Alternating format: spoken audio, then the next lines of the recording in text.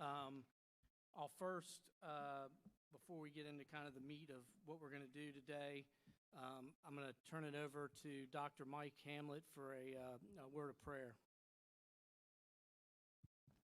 Father, as we come before you today, Lord, I just thank you for all those that are gathered in this room, and Father, for the intentionality and for the commitment that has been shown here, and for the citizens of our state. And Lord, we thank you for this time to be together. We pray that you'd give us greater insight. We pray that every time we come together, that we can find answers and deal with issues that will help our state. I pray for our chairman. I pray for our governor, our lieutenant governors. They're leading us through this. I pray, Father, that you'd give us a sense of oneness, that it's such a broad issue. It's hard for us to take that into account, but Lord, maybe together we can do that. And so we'll put our trust in you. We know that you know more about it than we do, and that you care about that. And so we entrust it to you now as we work together in Christ's name. Amen. Amen. Thank you, Dr. Hamlet. And I believe we've got Dr. Pastides is participating remotely, and that's the only remote participant I believe we have. I want to kind of give you all an update on where I think we're going and how we're going to, as my friend Ted Pitts likes to say, how we're going to land this plane. And so I think what we're going to, today what we're going to do is we'll have reports from our 4 components. We'll have a brief update from Marcia Adams on the AccelerateSC website. I think you can anecdotally at least if you read some of the accounts that we see with respect to things we're doing with regard to testing, kind of some reactions we're getting with respect to our restaurants opening. I know that yesterday was the first day for that haircuts open, so I hope that everybody has an opportunity to get a hair. I mean, as much complaining as I heard in this room about haircuts and salons, everybody better be looking good. That's all I'm saying. But I think we've seen some good responses to the work that has been done, and I thank you for your commitment to continuing to work hard to understand that this is not just some task force where we're just sitting around and not doing anything, that there's actual things getting done. What I anticipate what we'll do is after today, I will collect all the data that we've received, and then I'll spend about 7 to 9 days by myself locked into a room, and I will prepare a final written report to present to this group so that it can be accepted and presented to the governor. Now, does that mean I think our work is done as far as meeting, maybe corporally? That may be the case, but I don't think our work is going to be done because you are all ambassadors for this program. You are all ambassadors for our state, and you are all ambassadors to help our citizens as they continue to move forward. As I like to say, one of my goals at some point is I want to put Dan Ellzey and Do out of business. And so I don't mean that to cast aspersions towards Dan, but I want to help see what we can do to help get people back in the workplace in a safe way. So prior to commencing with the response component in Helen Hill, I'm going to turn it over for some observations from our Lieutenant Governor. Well, thank you, James. And once again, thank you all for coming in today. And I know the weather's not super great, but I just want to say I'm so proud of what we have done here over the last few weeks and the recommendations that have come together. Your time and your talents have been put to great work, and I'm hearing it, and I hope you're hearing it too. As I'm at whatever venue I'm at, people are thanking me, thanking all of you, and wanting me to let you know how much they appreciate what we've done here. As James said, our hairdressers are back to work. I'm very excited. I have my appointment tomorrow, James, so I'm very excited about that. And I'm just excited for our businesses, that our businesses are opening up. They still need help. We have to make sure we keep them protected, and we have to continue to offer confidence to our citizens so that they can help businesses during this time of reopening. So as James said, thank you for what you've done, and thank you for what you're going to continue to do by helping offer support, ideas, and examples to everybody out there, because they are looking at you.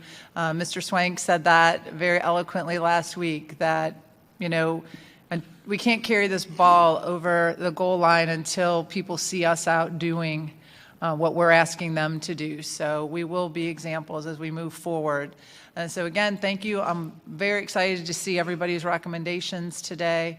And back over to James. Thank you. And one thing I should have mentioned, and right in my line of sight is the senator from Darlington area, and I hope everybody had an opportunity on Sunday to watch a great NASCAR race at Darlington and to show why our state was the right state for NASCAR to pick to have their first race. I mean, and as a huge NASCAR fan, and I will say this, I tried everything, even calling Senator Malloy and saying, hey, you have got to get me in that place for this race.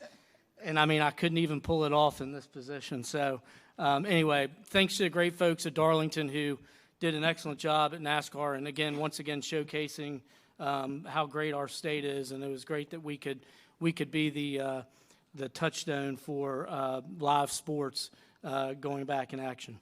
And on that, I'll turn it over to Miss Helen Hill and Jennifer Noel Fletcher. I see that Secretary Hitt is also online. Good to see Bobby. And we'll proceed with the response component. Good afternoon, everyone.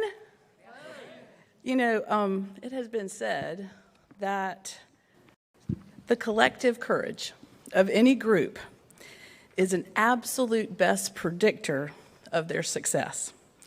I think our Accelerate South Carolina team has been courageous in the face of adversity.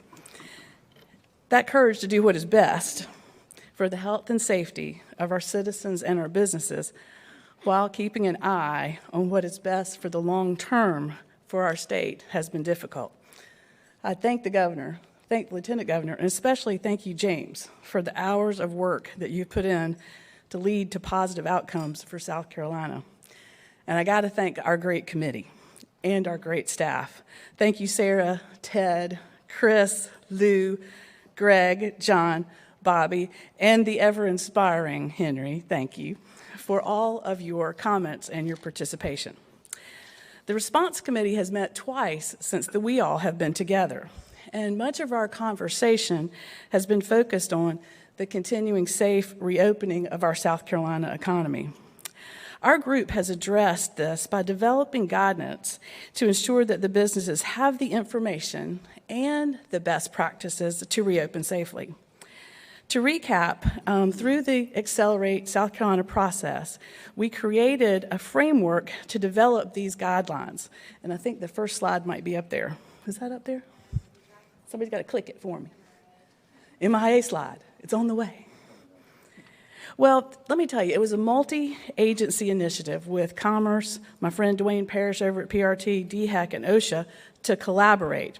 And I want to point out that we first started with our stakeholder business groups and owners to seek input for this process.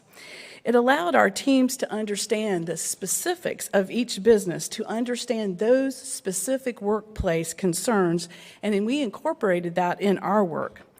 These businesses really understand their work, and the great thing about this group is we trusted them to tell us what we needed. And Sarah, thank you for your great work that you inspired us with what you did with the South Carolina Manufacturing Alliance. So now I'd like to turn it over to Dwayne to talk a little bit about the specifics. Thank you, Helen. And good afternoon, everyone. Appreciate your time and echo some of the comments that Helen did on that. I know this has been a lot of work for many different people. I want to thank those out in the industry, particularly the tourism industry, who put a lot of time and effort. A couple of you here today, but all those out there who put a lot of time and effort into this.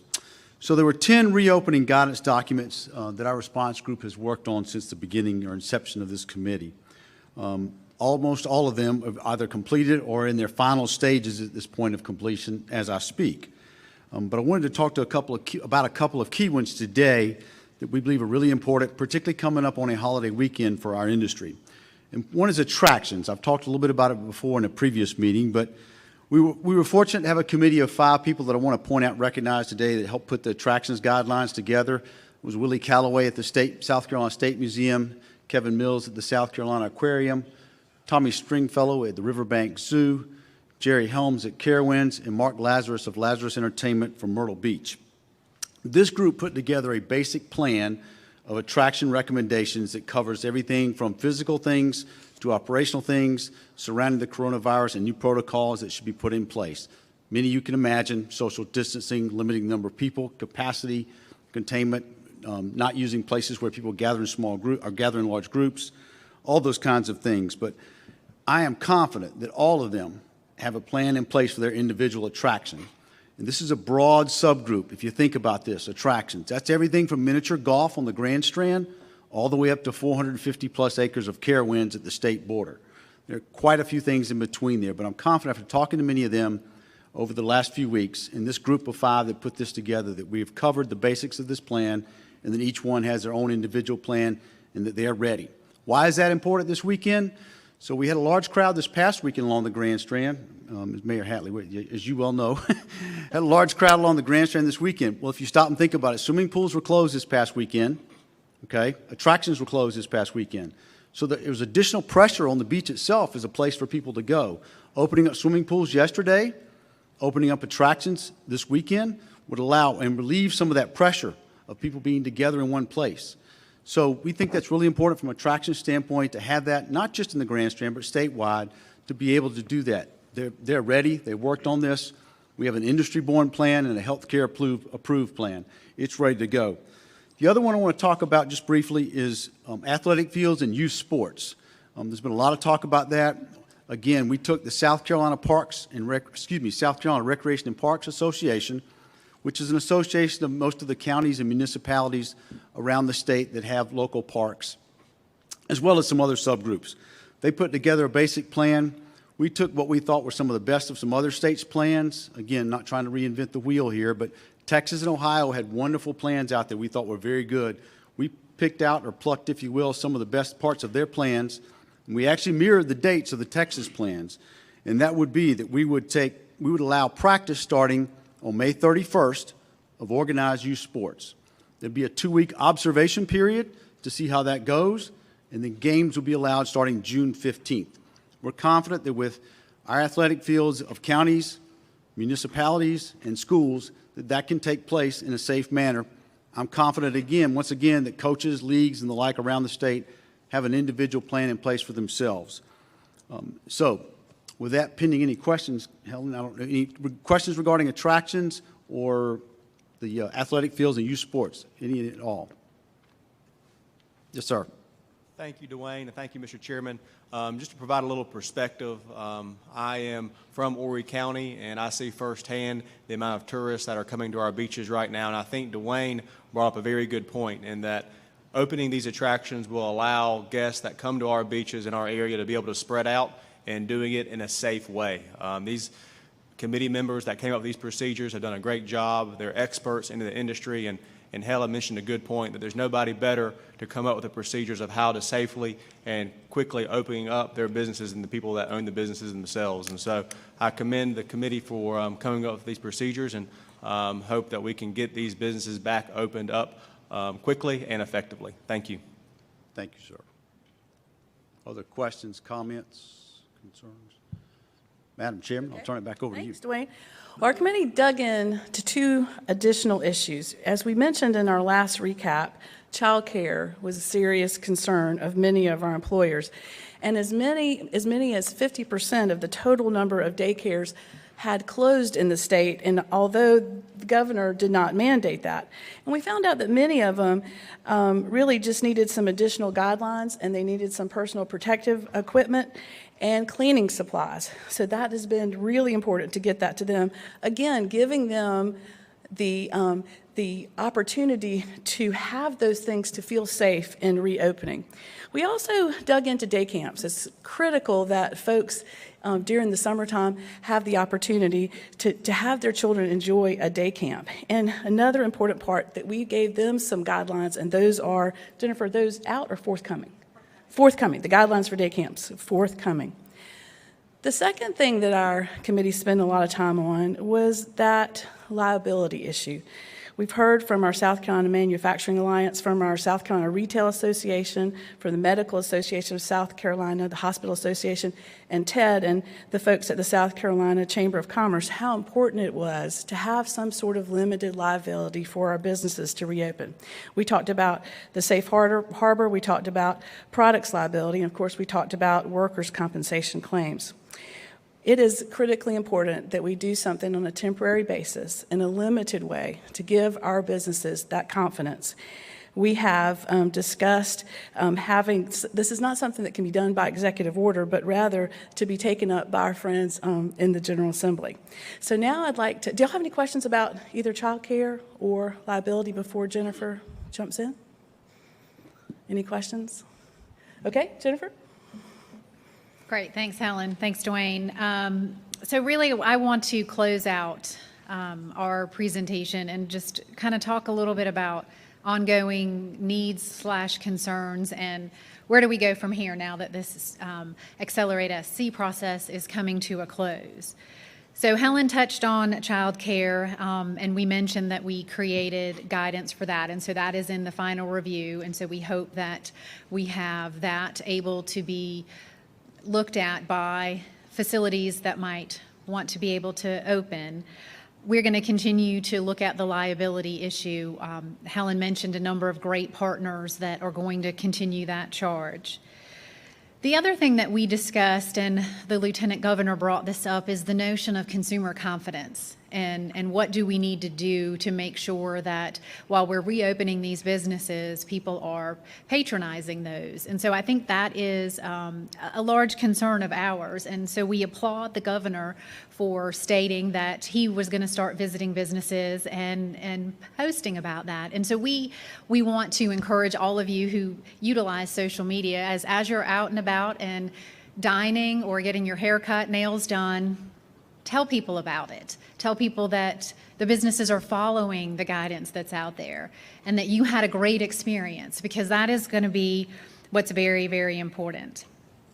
So, and we're also going to continue the guidance. So clearly, we've got some more guidance that we need to finish. And Helen mentioned the guidance done by our Manufacturers Alliance. Well, manufacturers were always allowed to stay open, but we felt it was important for them to have guidance out there. There are manufacturers of all sizes. And so we're going to continue to do that for any businesses who want to have guidance out there for their industry or their group. Continue to put guidance out there, taking CDC recommendations, taking DHEC and OSHA's recommendations, and putting those out there in a place where every business can find those easily. And we hope that that helps not just consumers, but also businesses themselves. We mentioned over half of the daycare centers at one point were shut down. And so we feel like these guidance documents are helpful in that. So now what I want to show you is to go back to consumer confidence. And Zach, if we've got the video, want to show you a little bit about our Department of Agriculture and PRT has a video to help this issue of consumer confidence.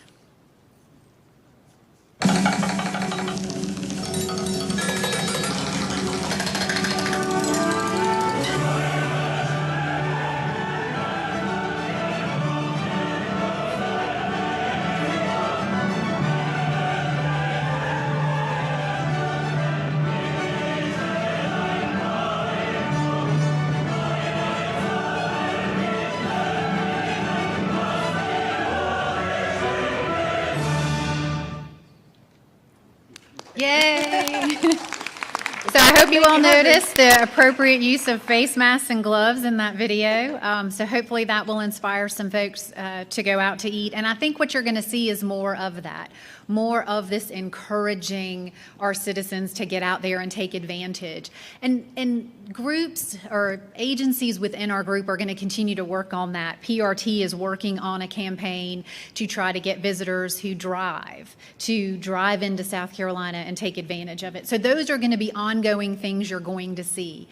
The last thing I want to say is that the original group for the response had 10 state agencies on it, and then we went ahead and added 2 more, and then also worked with the Department of Social Service.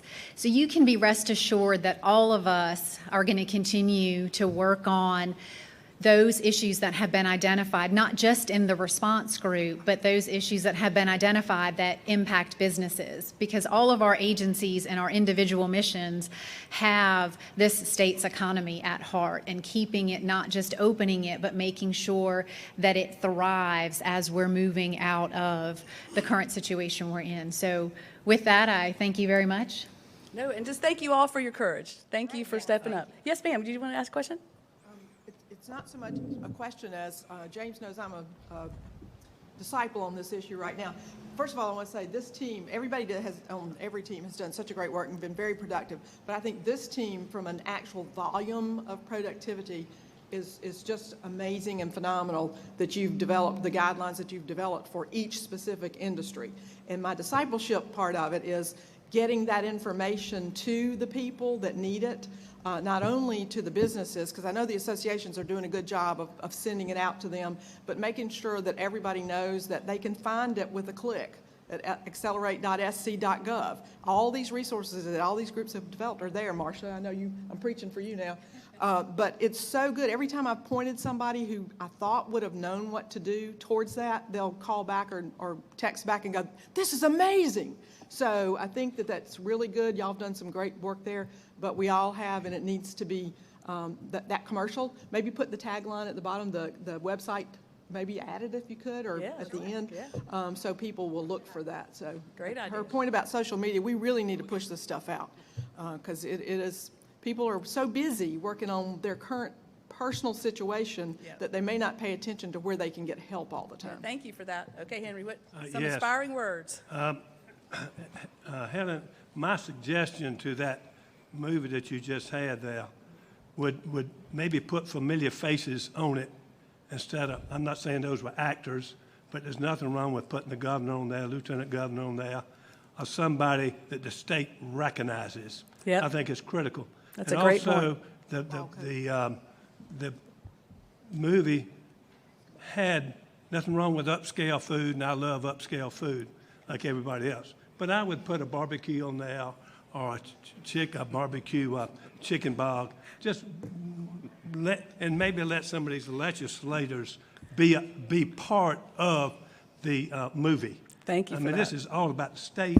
Has nothing to do with whoever was up there on it. Senator we'll be Davis and filming Senator it. Turner are both raising their hands to I think, I was going to say, we'll star be in the filming next- over at Lizard's Thicket, right, Bobby? How that be? But I we think have a plenty of room, legislator ought to be on there. Somebody that people recognize in the state. Yep. We're doing this for the state, and it's the fact that you see somebody eating, but you know what I'm going to. Yes, sir, I do. It's got to be Thank you more for that. local and cross all sections of the state, whether socioeconomic levels, Democrats, Republicans, it just needs to all be in there. We're all in it together, and that's the only way we could get out of it is together. Absolutely. Let me just let Dwayne add one thing on, is when you mentioned people that folks recognize. Yeah, thank you. So we're actually done some production work here recently, and we go live June 1st. We go to a call to action in our advertising and media campaign to get people in that job market that Jennifer mentioned. That's really a 350-mile radius around Columbia plus Ohio. And so all that to say, we've got some, in our final meeting, which is the next one we'll have a final cut. We'll show you some of the 15 and 30-second spots we're using. I've seen the initial ones. They're really, really good. And probably most of you read in the press not too long ago, we signed Darius Rucker and anticipate having him, some of those. So you mentioned people you recognize, people with South Carolina ties. And certainly he's one of those I folks. think that's important. Well, thank you, Mr. Chairman. Well, hold on. Yeah, Senator yeah. Davis has his hand up, and then question. Representative Weeks. Yeah, question if I could, and thank you for your work, and the guidelines have been extraordinarily helpful for these businesses as they've begun to reopen. I have a particular question. I've been getting a lot of phone calls from parents regarding seniors who are graduating, and I guess that would fall under the mass gatherings category you have here, which this handout says that they're in the queue. Do you anticipate providing in the near term any sort of guidelines in that regard, or is that just simply something that is not going to happen and that graduation ceremonies as we've come to know them aren't going to happen this year? Can I call on Superintendent Spearman Please, to address that? please. Because I think Thank you. she'll know the answer right off the top of her head. Thank you, Senator Davis. We've actually sent guidance several weeks ago to the high schools and the governor, and I both felt that it's a special ceremony. They can be held. It's left up to the individual district. We strongly suggested social distancing. They can do that virtually or in person. And many high schools across the state are having in-person graduation ceremonies, limiting the guests to 2 per senior or sometimes 4, depending on the size of the high school graduating class. We're working with SLED and law enforcement to ask them to be assisting the school districts in this, and some very, very creative plans are out there. So you're going to see a number of your schools having those ceremonies. There seems to be a little confusion because it would seem to fall under some of the things that are still restricted by executive orders that are still in force in terms Yes. of gatherings of individuals. So I'm glad to hear that, but is that specifically something that has been made not subject An to? exception to that was in the governor's last Okay. Order regarding education. But I know his staff is here. They may want to speak to even clearing that up more.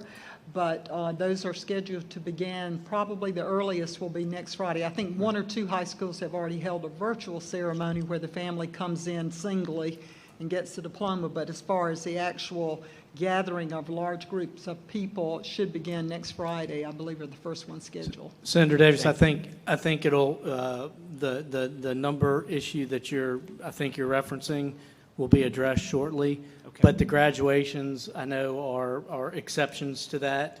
I mean, look, I've got a senior graduating at Chapin High School on June 3rd, so we have an outdoor ceremony. I know others have had the virtual ones, and so I think every school's kind of done what makes sense for them and what fits for them. And so I think largely, at least my understanding was, hey, look, in some instances, it made more sense to do it virtually versus in person. I mean, I know ours, at least, as I've talked to Mr. Ames, our principal, that, they're going to have 317 kids in chairs on the football field. I mean, we're going old school with football stadium graduations again, which I think is actually a good thing. Thank you, that's very helpful. So, Representative Weeks, I know you had a question. Yes, I want to thank the committee also for doing an excellent job. My question probably falls under the mass gatherings category also. I'm getting a lot of calls from preachers and pastors who are very interested in opening churches, and you can imagine that if the bars are being opened, they won't know when the church is going to be open. That's just an automatic response. And my question to you is, are you going to be issuing guidance to the governor about opening churches and places of worship, and where are we in that process? Representative Weeks, so the governor never issued an order impacting churches meeting. Obviously, as we all know in this room, there's a First Amendment right for people for the free exercise of religion, and so he did not in any way impede upon that right. We have, as a group, have recommended some guidance for faith-based organizations and for churches. I know we've worked with Dr. Hamlet, and I know that also the governor was on the phone with some of the pastors in the AME churches on Friday, I believe, and that guidance is being pushed out to the churches about again, it's not requirements and it's not required that they have to meet, but it's some of those recommended safety protocols. But churches were not shut down. I think churches may have on their own made a choice whether to meet in a congregate setting just because of the numbers of people. But I know like the Archdiocese of Charleston, I think this weekend will hold services. I know, and Dr. Hamlet could probably speak on other churches that have been meeting and exercising social distancing within their pews, and whether they or not they have childcare, and not having hymnals, but maybe having the words up on a screen or printed out. So we've got guidance that is on accelerate.sc.gov, but we will certainly get that to you specifically so that you can pass it out to the pastors in your district. We'll also work on sending that out to all the members of the General Assembly.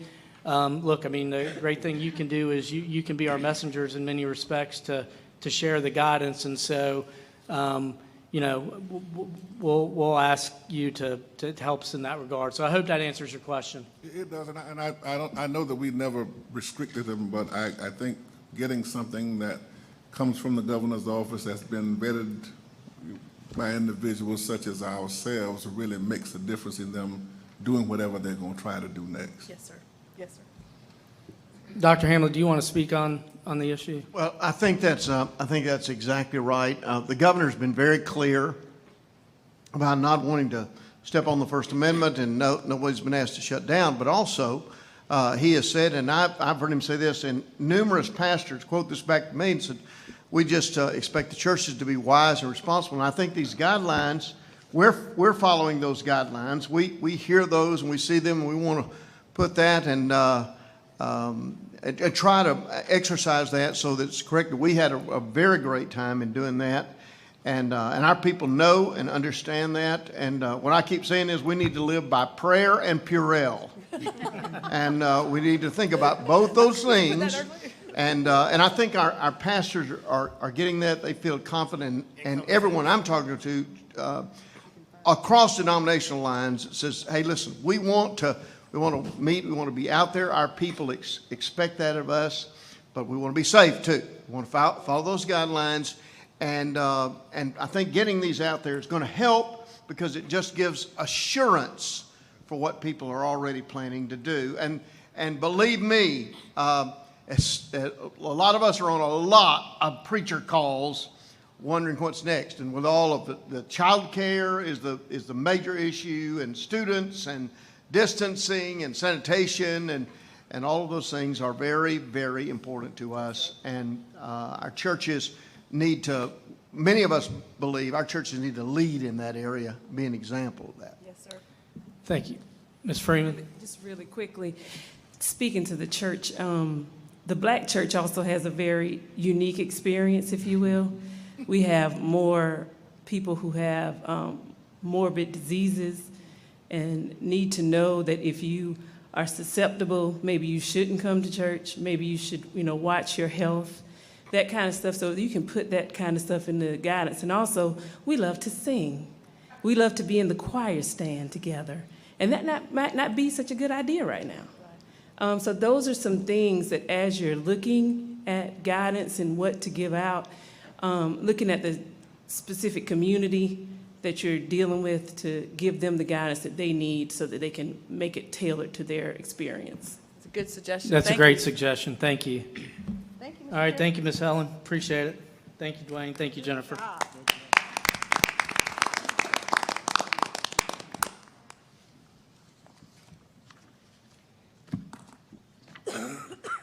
All right, next we will have Christian Sora along with Director Rick Toomey from DHEC. Christian's presenting on behalf of himself and co-chair Dr. David Cole. This is our protection task force, and I think, and I will not in any way want to steal any of Christian's thunder, but I think some of the things that you've seen with respect to our testing and our increased levels of testing, with our contact tracing and the availability. While, again, we can't put a protective bubble around our state like we wish we could, we have gone on the offensive against the virus, as our governor likes to say. We're on the offensive now. And so through the great work of this group and all the partners in healthcare and the healthcare system, I think we can speak with a better degree of confidence that we are making our state as safe as we can so people can go back to work and feel confident in going back out in their communities. So I'll turn it over to Christian Soar. Well, thank you. In terms of the overall priorities of the Protection Committee, the headlines are the same as they were the last time we spoke. So, we're focused on protecting public health and in this, as part of this dual mandate of protecting public health as we step up the pace of economic activity. And so the components of that we have been looking at have been the environment of both workplaces and other public settings and making sure that those environments are safe, to make sure that we have protective measures that are comprehensible and that are easy enough to implement, to increase the capacity for testing especially, but also for tracing and access to personal protective equipment, and then also thinking about what does this all mean for our long-term mitigation efforts. So we broke this into 4 topics. The first one is prevention, and the basics of prevention are the same as they've been, and hopefully everybody's been watching the presentations at 4 and 4:30 and is mindful of the basics. So we probably don't need to rehash those, but the rules of the game have not changed. In terms of recommendations for prevention, just to sort of recap where we were in our earlier interim report, we're asking South Carolinians to continue to follow the advice of public health authorities, and that those who are in at-risk populations should be especially mindful of this and should be sure that they take special precautions, and that we know that even as we begin to move back into public life, that there will still be settings where we continue to have to keep pretty restrictive visitation policies. We know that nursing homes are at the top of that list, but hospitals are not necessarily far behind. We had a series of slides last time where we talked about what the precautions should be in the employment settings. One thing that we did want to underline here is sort of buried at the bottom right there, is to make sure we highlighted that it's 10 days to return to work from when you had symptoms.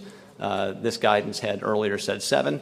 All of us, I think, especially in the healthcare space in the last couple of months, have been trying to keep track of how those documents are updated from time to time, and I wanted to make sure we underlined that one since that is a change since our last discussion.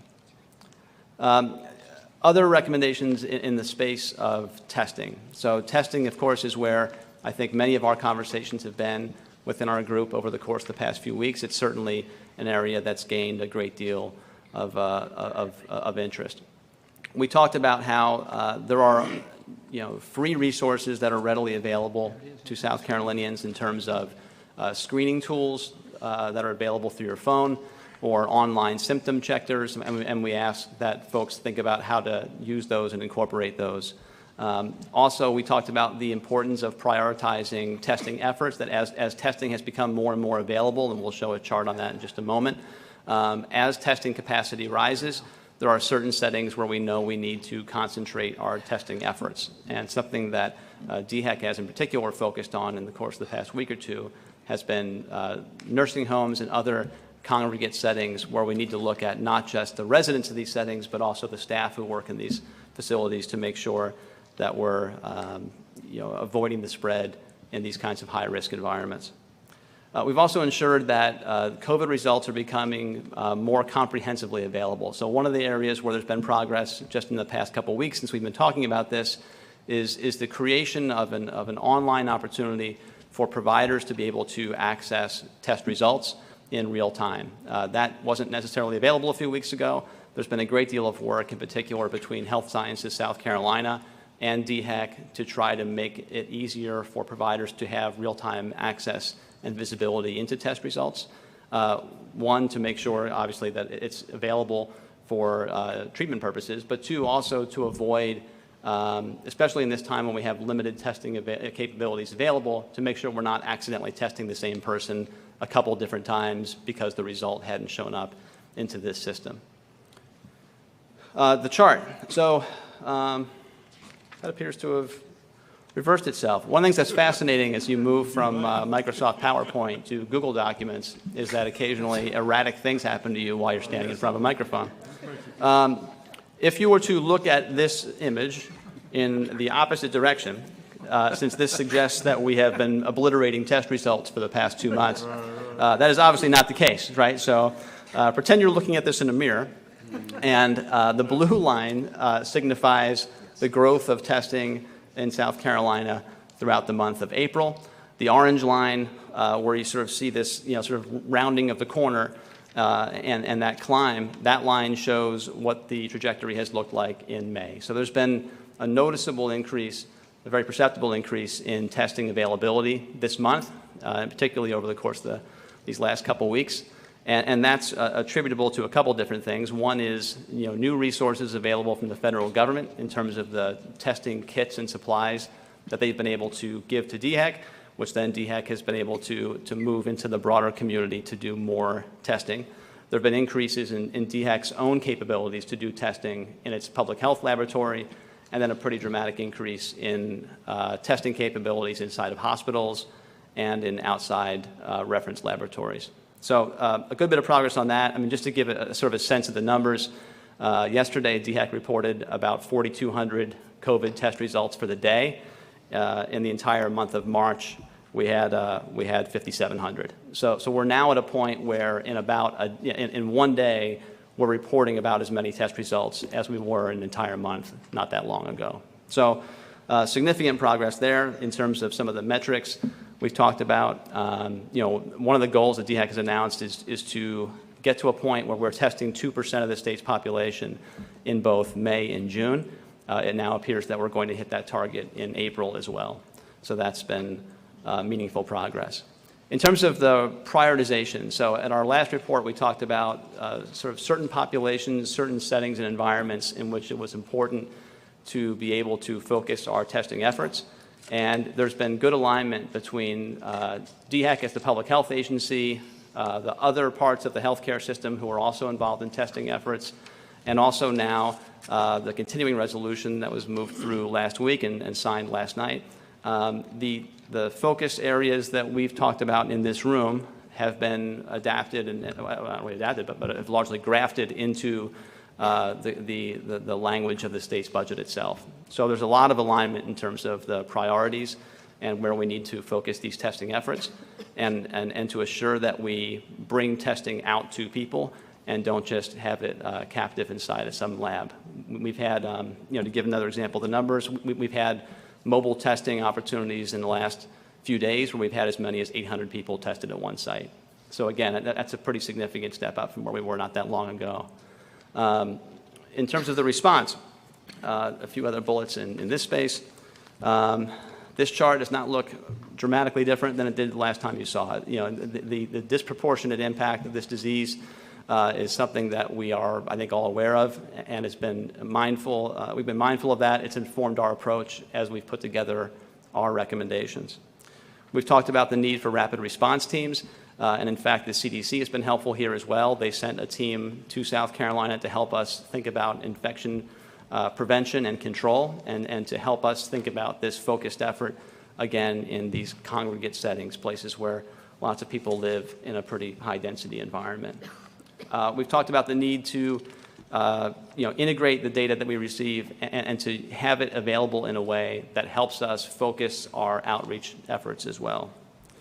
In terms of what exactly that means, we had a presentation from the Revenue and Fiscal Affairs Office, which is a state agency that has not just meaningful mapping efforts, but also access to a variety of healthcare data, claims, payments, and so forth. And we've talked about how to bring together the data that DHEC has available with what Revenue and Fiscal Affairs has, the Commission for Minority Affairs as well. They did a demonstration for us at one of the protection groups.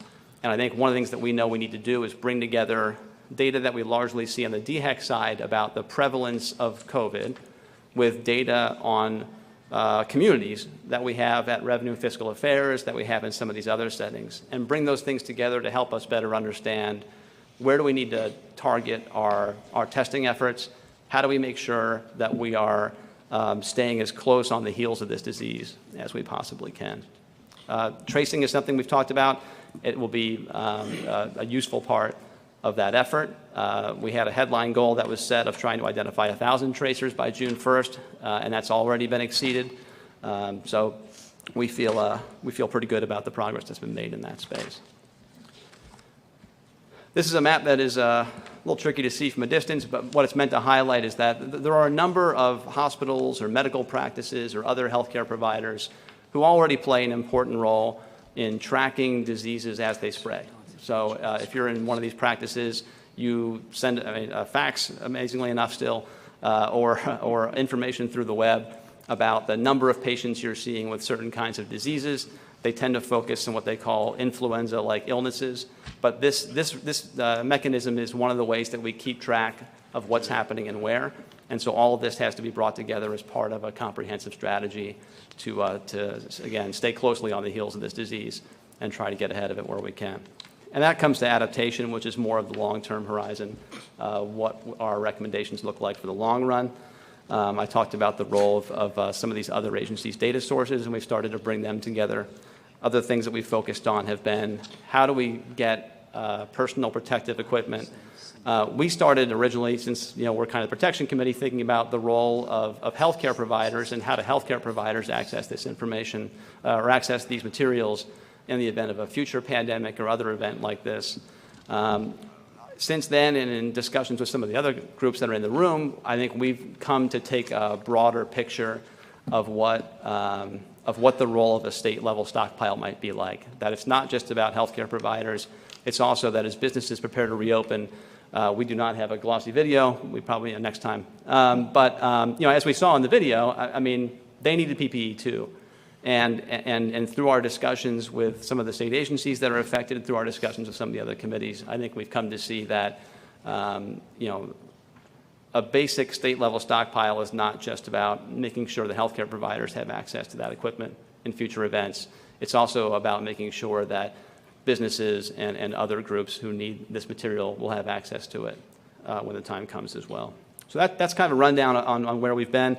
Much of our effort, of course, has been focused on testing over the course of the past couple weeks, and that's where the needle is moving. So there was a report out I saw a couple weeks ago that looked at each state and said, what % of your population has been tested so far for COVID? And we were towards the bottom of that list. We've already moved up 8 positions on that list just in the past couple weeks. I mean, so if that chart would have looked the way it did a few hours ago, it would have shown the kind of curve that I think we're looking for, that we are clearly moving in the right direction. So that is our update. Christian, I have a question, and you've touched on this a little bit. Can you talk about the collaboration that's happening between the healthcare providers, whether it be the hospital system or some of the clinics out there, Sure. and then the public health agency, DHEC is a public health agency. Can you kind of walk through a little bit about what that collaboration looks like? Sure. So that we make sure that we're not kind of overlapping, or it seems like that there's a systematic approach to it. No, and I should say, I mean, so, Director Toomey and I get to touch base about 11 times a day, sometimes for this, sometimes for those kinds of questions as well, right? I mean, we've all been in very close contact. In fact, the model that I think we are pursuing, thinking about the next few weeks, next couple of months, is largely based on DHEC's regional structure, right? So DHEC has carved the state up into 4 regions, and we have set a goal of setting a handful of mobile testing groups in each of those 4 regions. And that as we look out, really what is likely to be through the balance of calendar year 2020, we expect there to be several mobile sites in each of these 4 regions that will be out there targeting the hotspots that we've talked about how to identify. So, I mean, to sort of tie together several of the things that appeared in these slides over the course of the past few minutes, we need to have the ability to match our knowledge of where COVID has already arisen with our understanding of the different communities in a very granular way, down to the zip code level of where some of these sort of target populations live, so that we can better understand where is this disease moving, and how do we get broad-based community testing into those neighborhoods and into those environments, so we can know exactly what's happening right now and try to get people who need to be isolated or quarantined to the right place, to make sure that we limit the spread of this thing and stay ahead of it as much as possible. So that regional structure that I think, that DHEC is organized under is one that all of the hospitals and clinics and everybody else in the provider community, we're all used to working that way. We work with our regional liaisons to deal with hurricanes. We work with our regional liaisons to deal with any number of things. So it's a model that is familiar to us. It's where existing relationships already exist between the public health agency and providers all across the spectrum. Okay. And one other thing, and I'm going to put a plug in. This came up in one of our governance component, and it may be covered later on, but I'll just note for all the providers, and I know Dr. Cole's here, and he's involved in this, and James Bennett, who's on the PRISMA board, and so all of our healthcare providers and DHEC to coordinate with, one of the things that's come up is coordinating with our local law enforcement so that they know, hey, there's going to be testing that's happening on Thursday, so that they can be, adequately prepared to address the population that comes in to have tests done, and whether that be to make sure, there's orderly conduct, or if it's a matter of their maybe senior adults, and how we can, make sure that as they're waiting to be tested, right, we can, and I think that coordination, and again, I'm not saying it's not happening. I think it's just one of those things to continue. Remember that as kind of one of the other factors and components of the testing regime, if you will, to make sure that, because, ultimately at the end of the day, and I know y'all have worked with, I think National Guard has also been really actively involved, and so, again, I think all of our partners in law enforcement and first responders want to be helpful in that regard, and so I guess I would just ask to make sure we include that in the coordination piece. That's right. No, I mean we've talked a bit in the last few minutes about the parties we can and can't have. The one party that we know everybody's still invited to are testing parties, right? I mean, so when we organize these events, it takes a lot of people working together. I mean, DOT helps us figure out what does traffic management need to look like so the lines don't back up out into the highway. We go looking for high schools and other places that have lots of open paved space so we can have 100 or 200 cars lined up without getting in anybody else's way. I mean, there is a role for basically everybody in these community testing events, and it's something where the phrase they tend to use in these phone calls is community activation, right? But we go looking for anybody who can help bring the right people to these events once we have decided, where and when they're going to be located. And that's, enormously important to making these successful. Okay. Representative Pope, I saw you had your hand up. Yes, sir. Thank you. I have, or rather, Representative Simrel has a constituent that likes to contact me because I maybe respond too often to him. So he takes the numbers every day and analyzes them and sends me emails or text about, how DHEC, and finally I told him you ought to just come get a job with you and help you can make your chart work right. Because I'm sure that's part of the conspiracy that you tried to hide those numbers. But my question is, one of the things he keeps sending me is recovery rates. Do you publicize it? And the reason I'm asking this, it goes back to what you were saying about the marketing aspect. People knowing the recovery rates, I think, are helpful too. When we were talking about church or something, my wife and I have had the discussion, when are we going back? We watch it on video, but when are we going? And it's a psychology issue. So I guess my question again is the recovery rates, do you think they're prominent in the numbers, or prominent enough in the numbers? No. Let's see if I come on. I think that's one of the things that we need to transition to, because early on we all focused on the cumulative rate.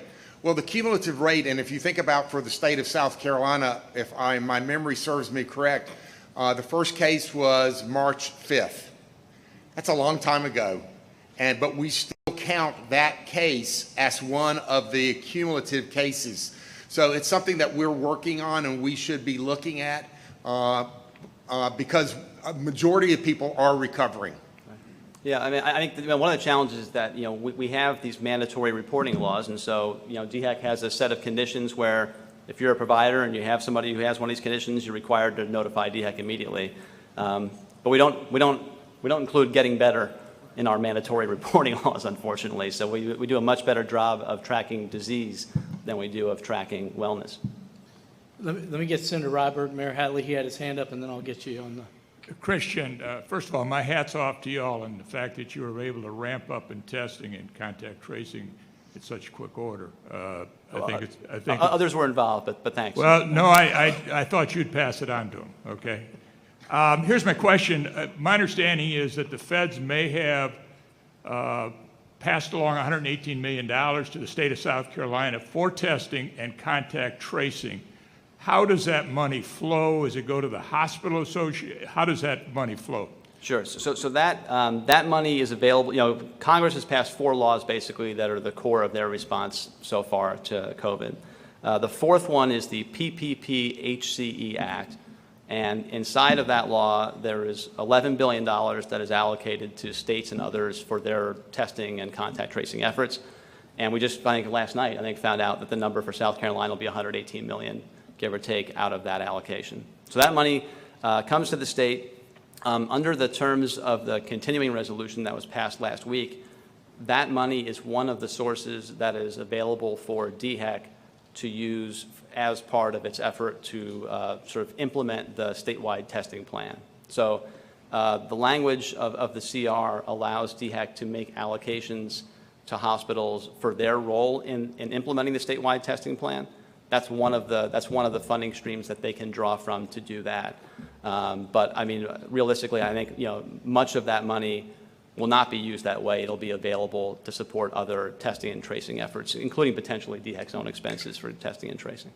Okay, and I only ask that because we dealt with 2 pots of money, but there's like 26, 27 other pots of money. That's right. And our goal is to maximize all of the dollars, but not duplicate the dollars. And so us knowing about the $118 million is helpful. No, I think, to that end, you can almost imagine this bullseye, right, where because there are so many different funding streams coming from the feds, and they all have different rules about how they can and can't be used, you have to start with the dollar that is the least fungible, right, that has the fewest permissible, allowable uses, and decide how to use that dollar, and then move out from there from least flexible to most flexible and sort of structure your decision-making that way. Does that one have a shelf life of December 30th also? I don't think 30 months. 30 months, yeah. 30 months. 30 months. Mayor Hadley, you had a question? Yes. Some of our people who are having major surgeries or elective surgeries, some of our larger hospitals like MUSC are requiring some of the people to have a COVID-19 test prior to their surgery. Some of these, most of these people who have traveled like 2 or 3 hours to get to MUSC, they need to take that COVID-19 test closer to home. Well, they can't go to your local hospitals and get those tests. So do we have a way of setting up where people who are having surgery, how they can get locally tested, either in the health department or someplace like that, so that they don't have to travel 2 or 3 hours just to take the test, come back, wait for the results, and then go back for the surgeries? Are we setting up anything to help in all communities for that, or you could do a region? You want to do it, or? I'll start, if you don't mind. That's fine. Yes, the answer is there's 201 sites across the state right now doing testing.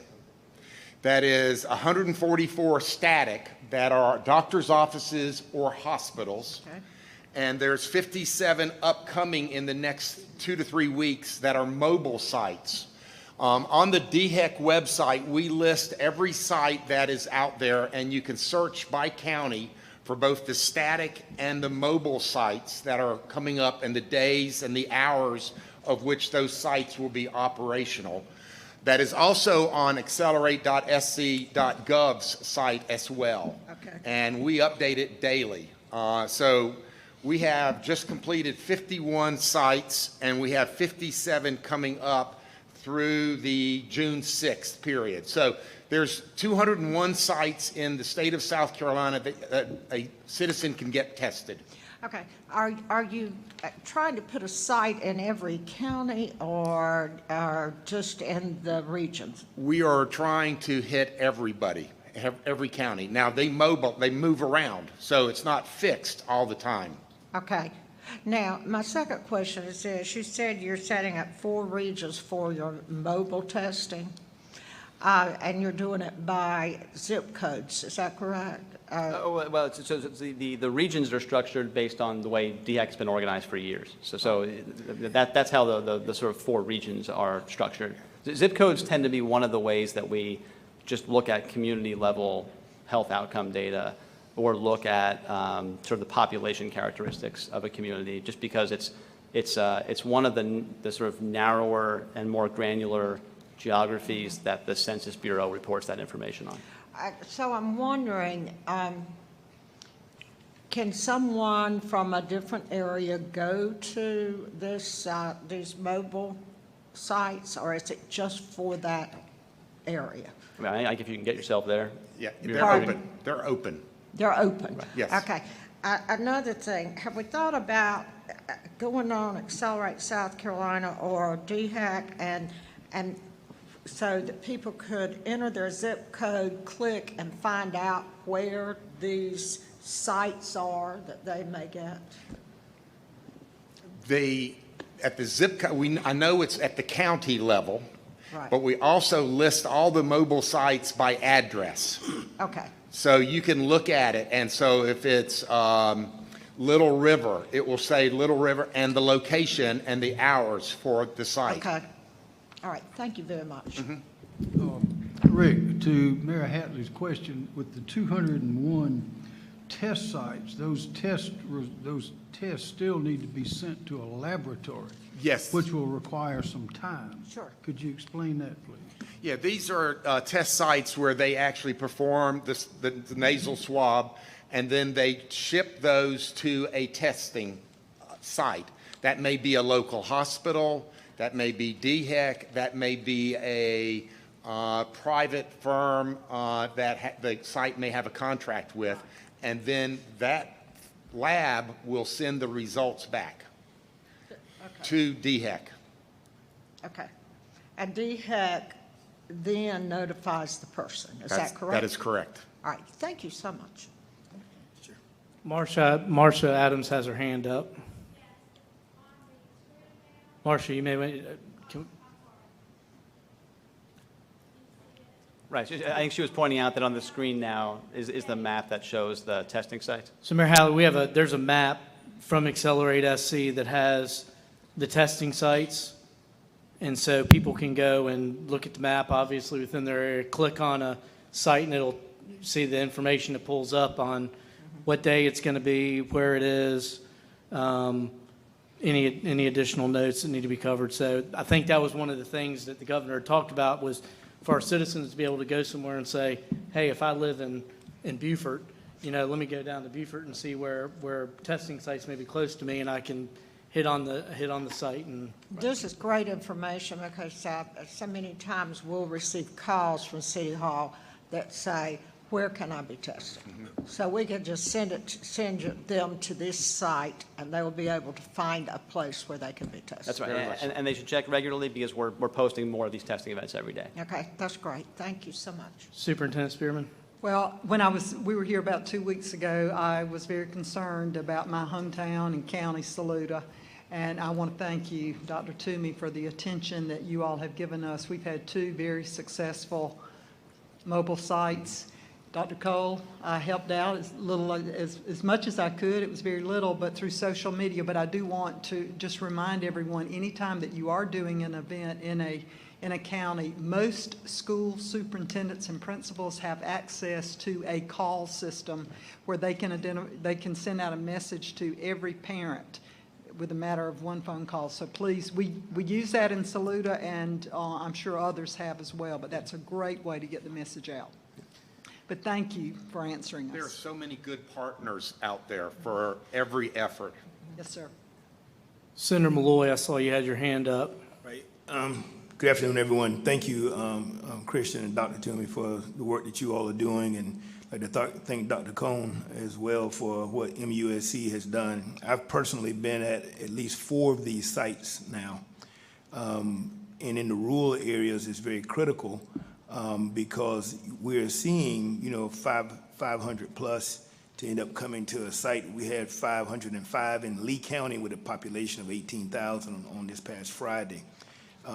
And I know that we have a goal of 110,000, I guess, through June for the amount of tests that we have, which represents approximately 2% of the population.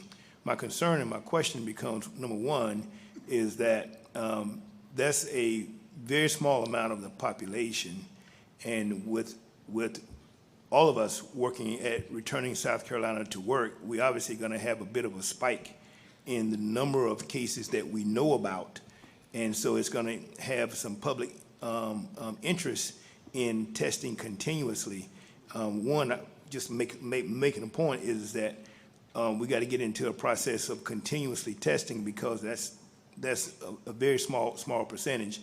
And the next point I want to make, I appreciate the work that you have already done, is that Dr. Toomey specifically, I guess you could talk to the collaboration that you're trying to end up having amongst the different systems, because what we're seeing out there in the community is that there's a lack of clinicians that are out there to end up doing the tests. And so whenever you're able to provide the tests, or you got these partnerships with other groups that can end up really administering the test. I guess we could talk a little bit about that, because in my region, what we had was Care South came in and was partnered with Mr. Bruckner over in the region.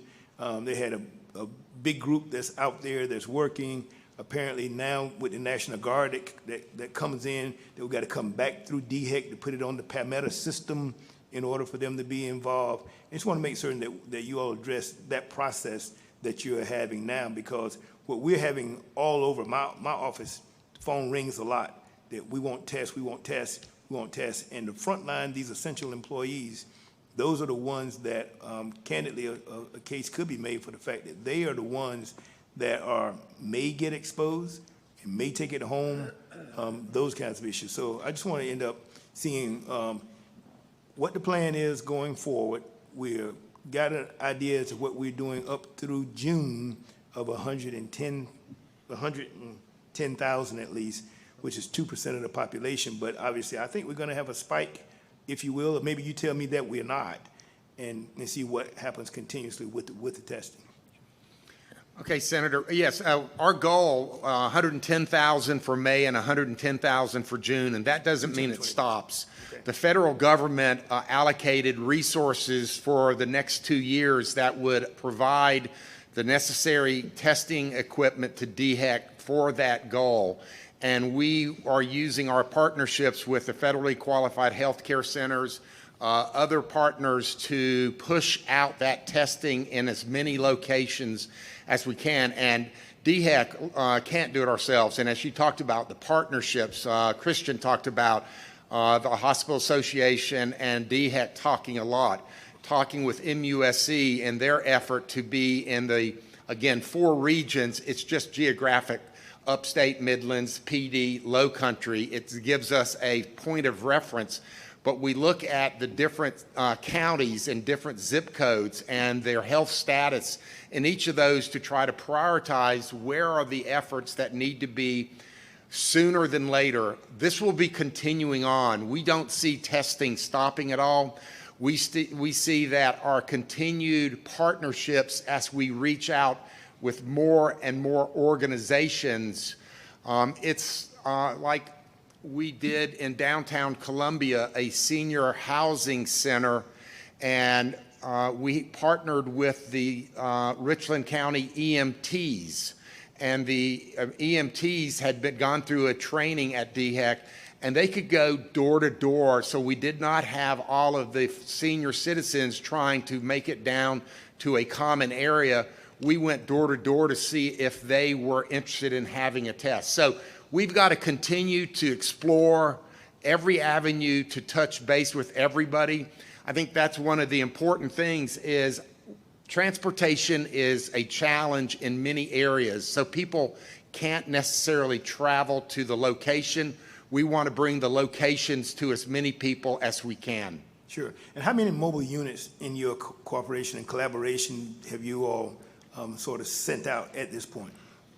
We have completed 51 in the last 2.5 weeks, and we have 57 coming up in the next 2 weeks. How many mobile units do we have, like mobile units? Well, these are mobile units, they aren't necessarily, it is working with the National Guard to set up a site for people to drive through. So they're pop-up tents, they're drive-throughs. These are not vans that travel all over. These are sites that we put up and then shut down after a day, after 3 days, after 5 days. So I've been to those. How many vans do you have to go out into these regions and these areas? I don't have that number. Okay. Do we have some? I know we have some vans at DHEC, our WIC vans. I know we have 4, one for each region.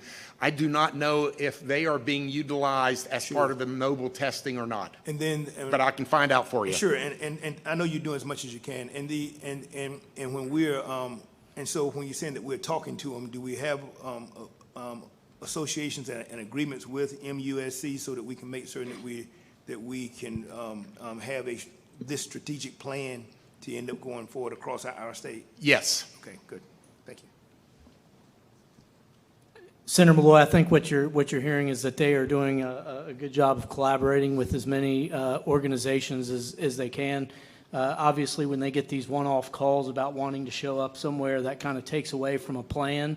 And so to the extent that a plan can be executed, I think that obviously they're executing on that plan with the partners from MUS. I think it'd be helpful to know what the plan is. And so basically, if DHEC is providing the science, and so that helps us because I think most people that are in particular areas, they get a lot of calls that can we have testing in our area, and so then we have to end up giving a response. And candidly, the response has been good to me.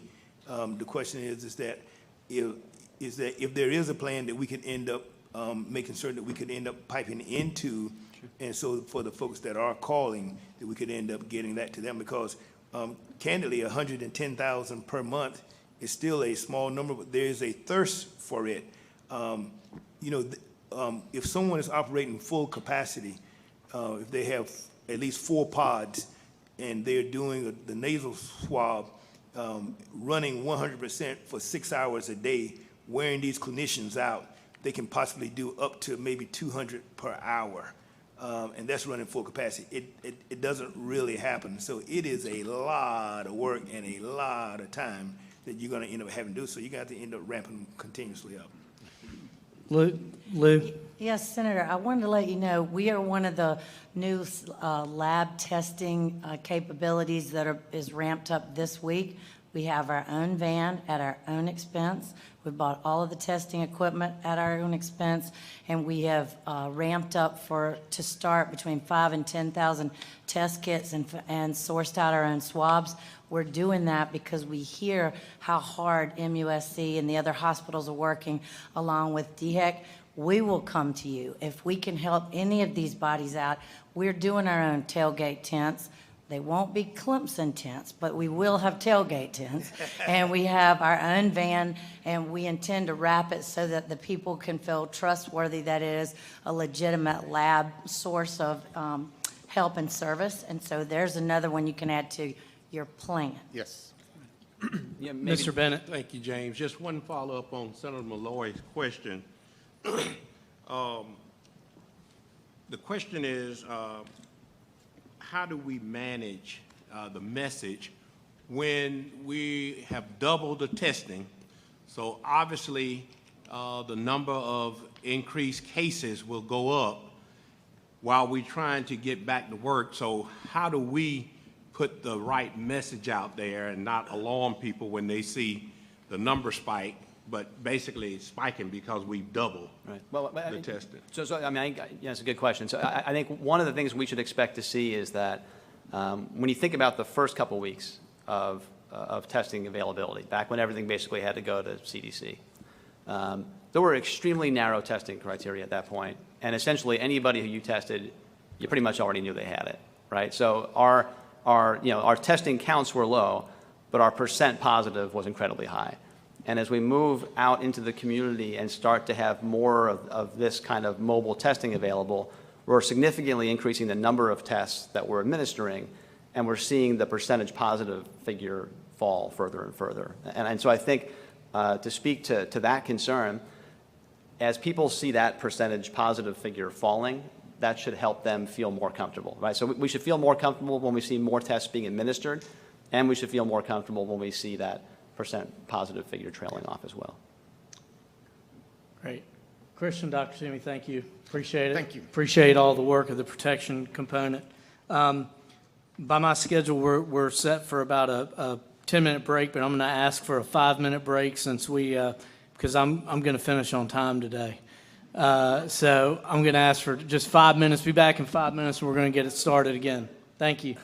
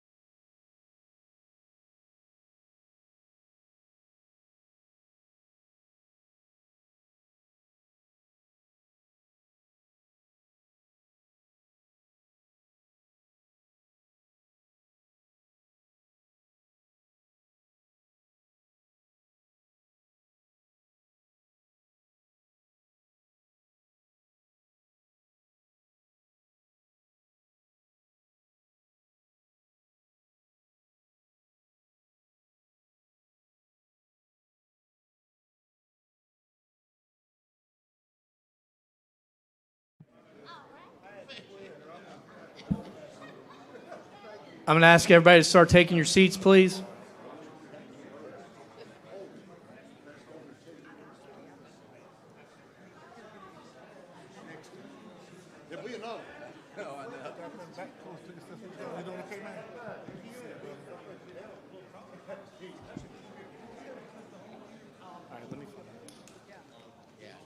I know.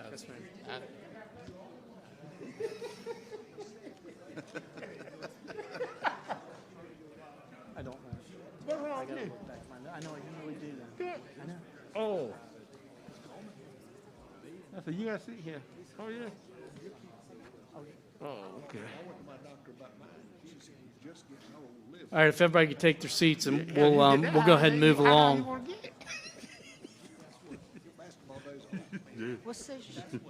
That's from living all those.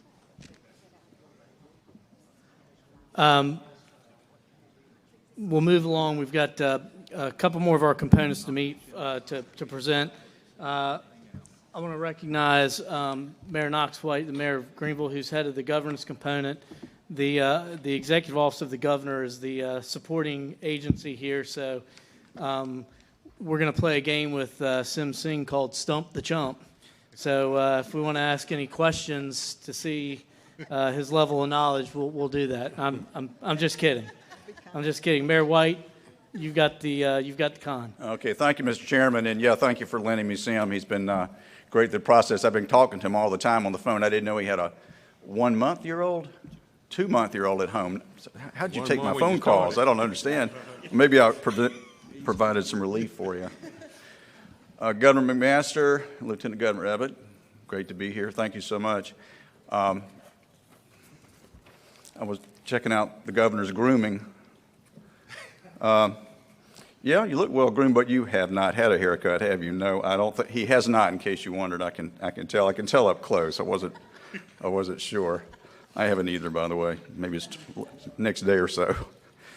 The governing committee, I want to thank the members of the committee, first of all, for their diligence and whether in person or in line. But thank you, everybody, for participation in the process. We are local government, county and city.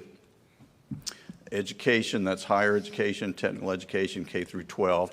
Many of those topics are also covered by other committees. And we are law enforcement. Those are three that contributed to these reports.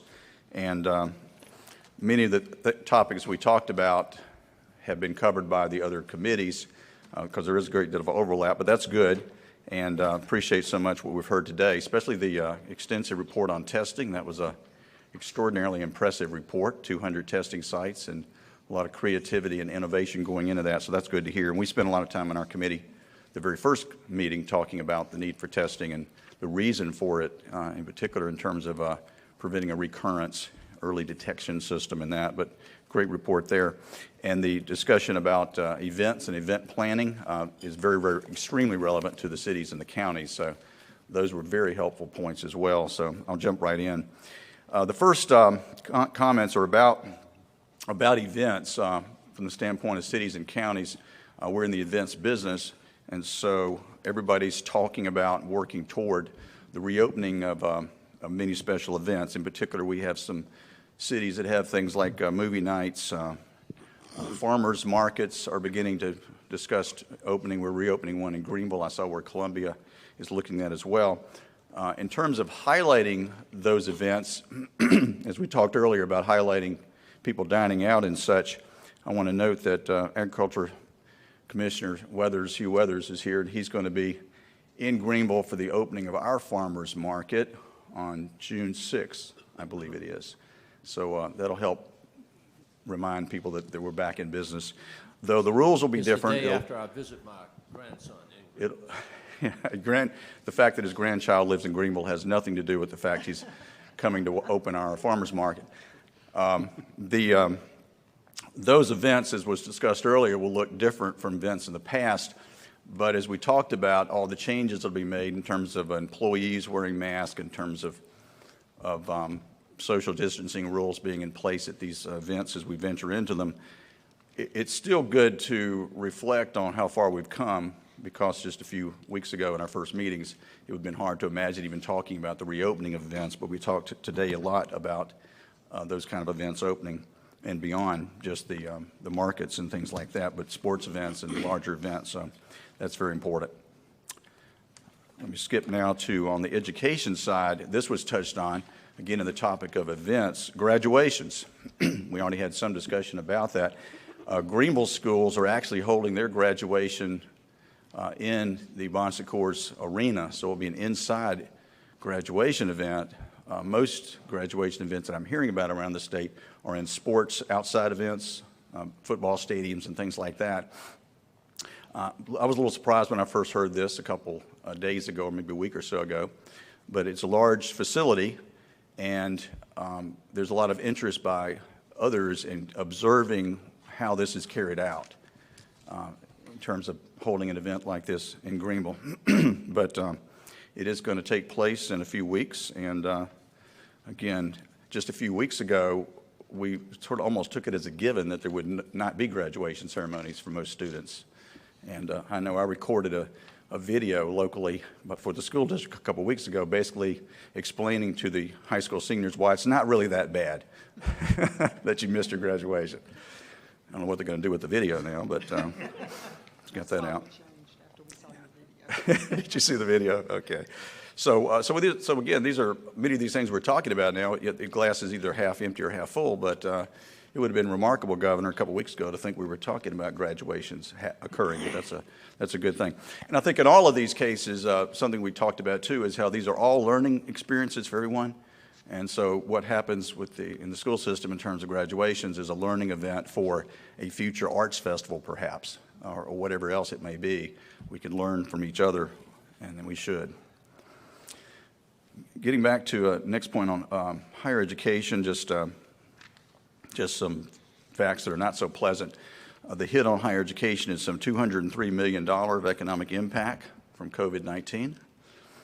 And something we've also seen referenced in other presentations, the cleanup cost alone is $75 million. And so that's going to become very important for Senator Greg Reiberg's committee.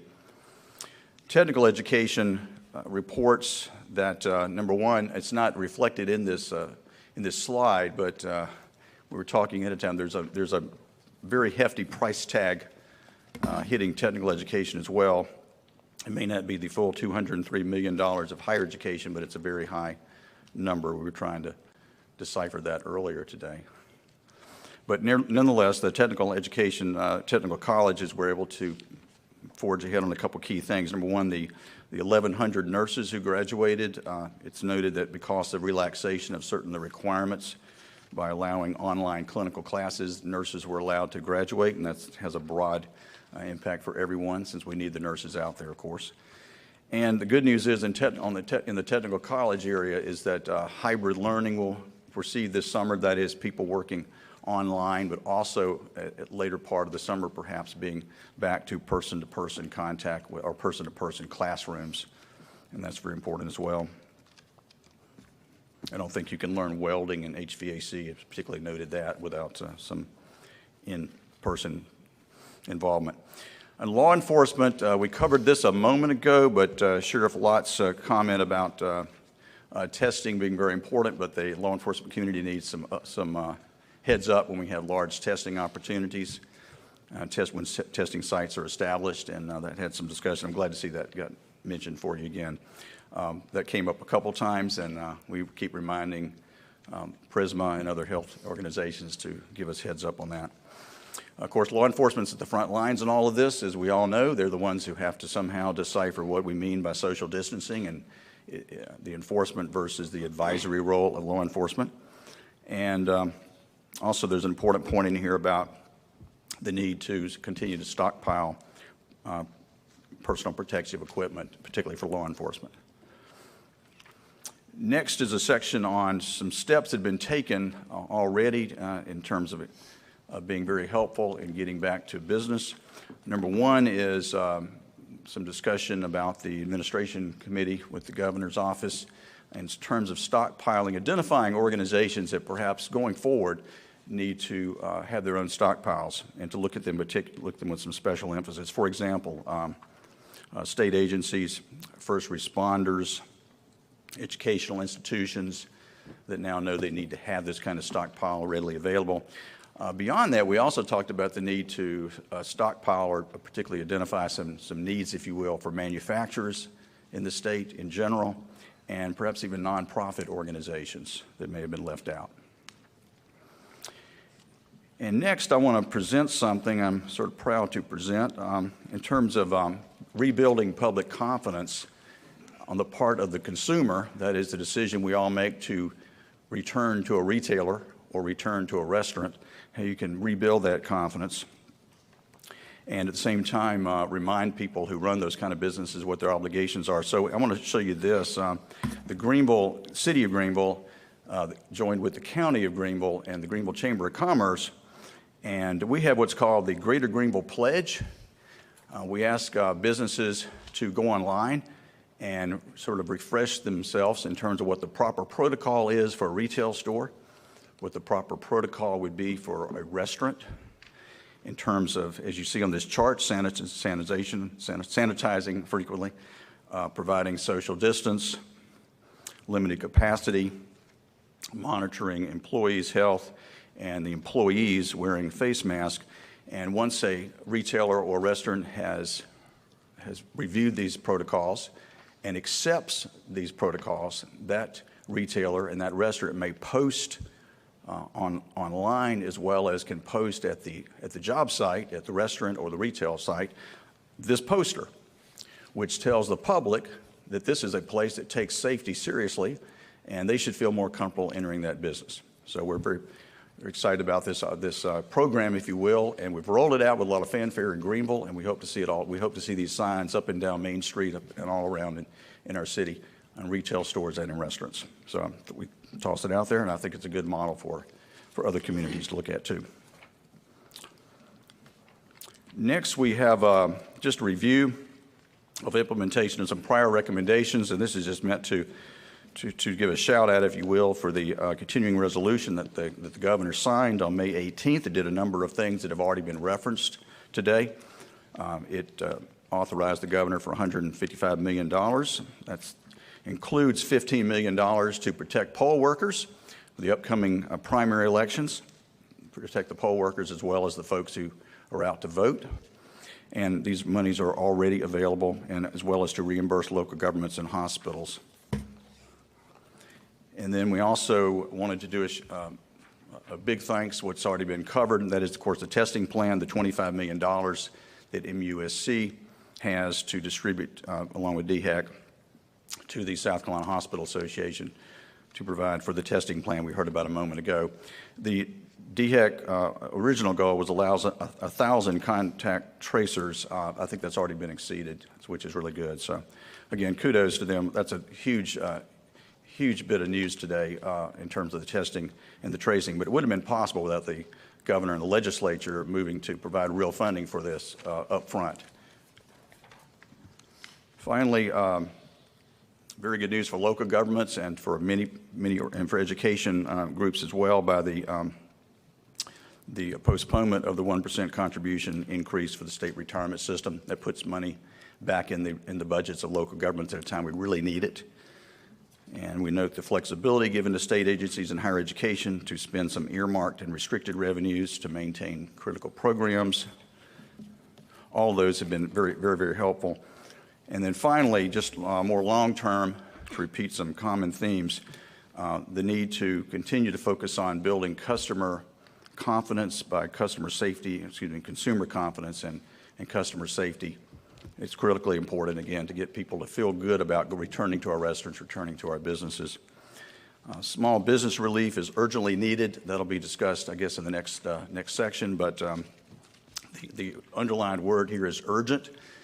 Even if the funds are for COVID relief reimbursement only, that's still a real issue with a lot of our retailers, a lot of our restaurants. They're trying to make determinations on how much material to buy, the cleaning solutions, all the extra costs they're now looking at. In fact, the common theme we're hearing is that sometimes they're finding these costs to be a little bit higher than they anticipated when you talk about cleaning these businesses over and over and over again. So we're hearing a lot about the urgent need for reimbursement for that. We continue to talk about, we'll see the reopening of the schools, mental health programs for first responders, educators, and students. And finally, just the matter of assistance to local governments, which I noted a minute ago, is very important because most local governments have postponed the penalties for hospitality taxes, business licenses. In order to carry that load, we need a cushion, an opportunity to provide, in effect, further services for small business. Because at the end of the day, the focus of all local governments is on putting our small businesses back on their feet. And when we do that, it helps everybody. So thank you very much, Governor.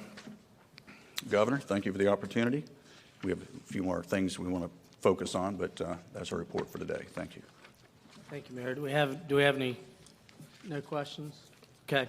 I want to thank the mayor and this group, because I think some of the times we always kind of think about things on the macro level, and we don't think about things that may be happening at the more granular and micro level. And so y'all have had to get into some sticky details about how things are impacted on the micro level at with municipalities and counties. And so I know that's been a lot of hard work to have to address those issues. And then I know obviously with you and Mayor Hatley and Mr. Servin, who are at the local level, and you see it every day. So we appreciate you bringing that perspective and addressing those things, and with Sheriff Lott and the law enforcement folks, and again, just to bring the perspective of what's happening at that level. So thank you for doing all that. I didn't have to touch on a number of things. We had from our first report, many of our recommendations were quickly accepted, if you will, and again, it provides a lot of cushion for local governments to be able to muddle through this time, if you will, in order to help the local governments. And finally, it's a good segue to Senator Greg Ryberg's report upcoming, because again, I can't emphasize enough the urgency of getting that money out to the community, the urgency of getting the COVID reimbursement opportunities out there for local governments, for hospitals, and most importantly for small businesses, however you're able to get it into the small businesses. But the need is great on many levels, paying the rent, everything else. But the COVID expenses are really adding up. It's becoming serious, and so getting that money back out there as quickly as possible is extremely important. So thank you. We do have a question, Mayor White. The Lieutenant Governor has a question for you, so I'll pass it on. Oh, okay. Yes, ma'am. So, Mayor White, again, congratulations on this. It's a great idea, the Greenville Pledge. Is there like a list of guidelines of what questions you ask so that other cities or counties, however they want to do it, come up with a similar pledge? How the questions you asked, what you asked business to do, so they could kind of adopt this idea around the state? Yeah, we put forth the Greenville Pledge really as an example. I would hope something like that would be used. We kept hearing over and over again from the owners of businesses and restaurants. Number one, what are the protocols? And I think Accelerate South Carolina has been very helpful on that. What are the protocols? And secondly, how do we let people know that we're following these protocols? We're spending a lot of money, a lot of time learning about it, doing a deep dig on it. How do we let people know we've really made this effort so they'll feel comfortable coming back in? So this was in response to that. This is one way to do it. We certainly do recommend that everyone do something like this. And again, it forces what we've heard in turn a week or so into this is that it has forced some of the restaurants, particularly the retailers, who come back and tell us that many of the protocols they had not thought about until they went online and saw this information, and it made them do some extra thinking, if you will, about what their responsibilities were, and they gladly signed aboard and gladly put the poster in the window. Thanks, Mr. Mayor. Any other questions? Thank you very much. Okay, thank you. Appreciate your time and the components time. I'll now call on Senator Greg Ryberg, and I'll ask Brian Gaines to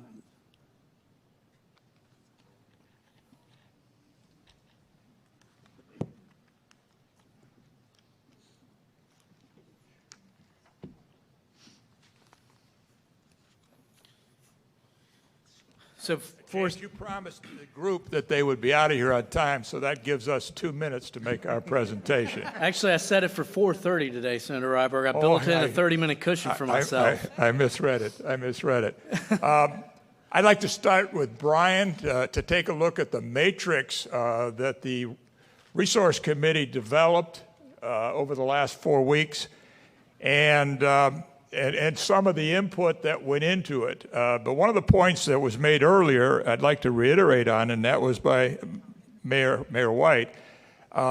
Somehow this money needs to get back to the entities that have spent the money. And that's the agencies, that's the municipal governments, that's the county governments. And so it needs to be getting back to them in a very timely fashion. They've already spent the money, and some of it 2 months ago. And some of them don't have the luxury of deep pockets like maybe some other agencies might have. So anyway, with that in mind, I would like to turn it over to Brian to go through the matrix, and then I'd like to add some points to it as to why and what we are doing. Thank you, Senator Ryberg.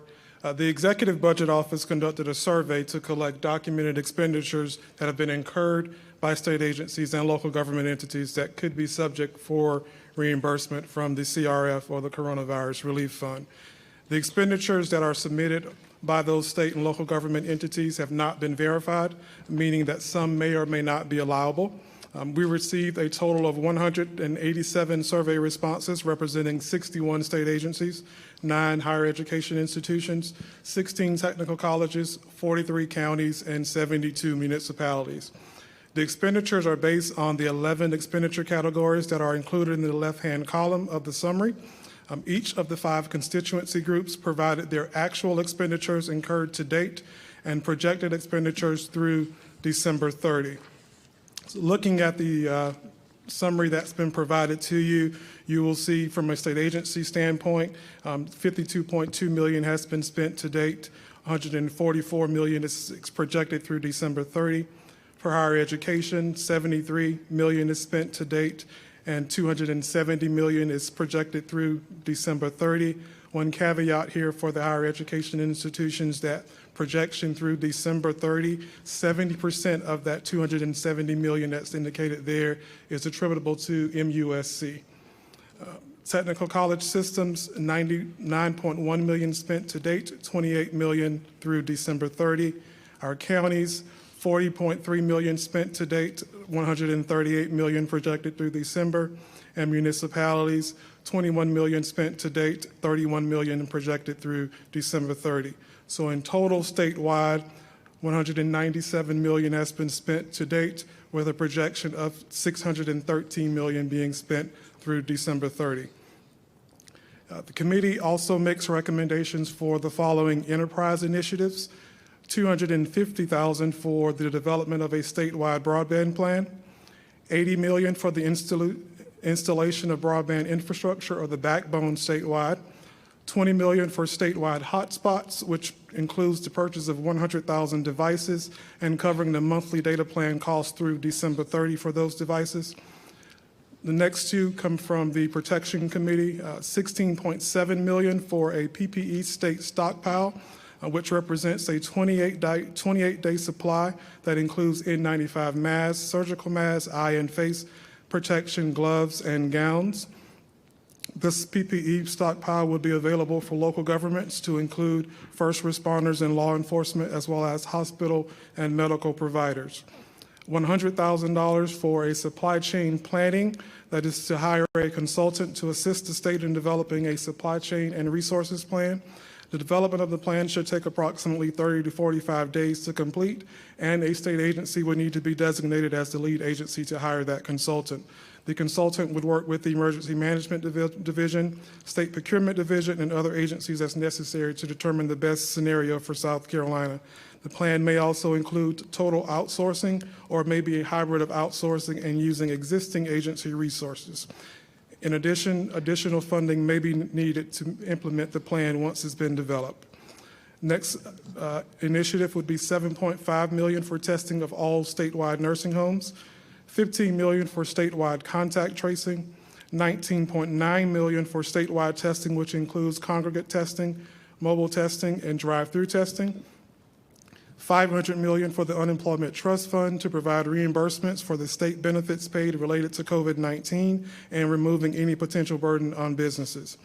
$250 million to reimburse public and private hospitals for expenses associated with testing and treatment of COVID-19 patients, $13.3 million for a summer reading and math intervention K-3 camp through the Department of Education.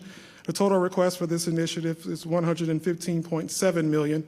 The Resource Committee may recommend additional funding for this purpose if the department submits the plan to the committee by May 25th that describes the details of the program and that indicates that there is enough time to implement the program by this summer. $160 million for 5 days of K-8 academic instruction and intervention, social and emotional support for school disruption also related to COVID-19 through the Department of Education, and $12 million for food service costs not reimbursed by USDA due to the COVID-19 closures, and additional labor costs for the cafeteria staff through the Department of Education. The committee recommends that any unexpended CRF balances as of December 29 be transferred to the state's unemployment trust fund up to the allowable amount to reimburse funds that have been paid through state benefits attributable to COVID-19. Moving on to the GEAR Fund, this is the $48 million pot. The committee makes one recommendation to date, that is to recommend funding for the HBCU initiative, which is a 5% or $2.4 million share for hardware, software, and other items needed to foster remote learning for our state's historically black colleges and universities.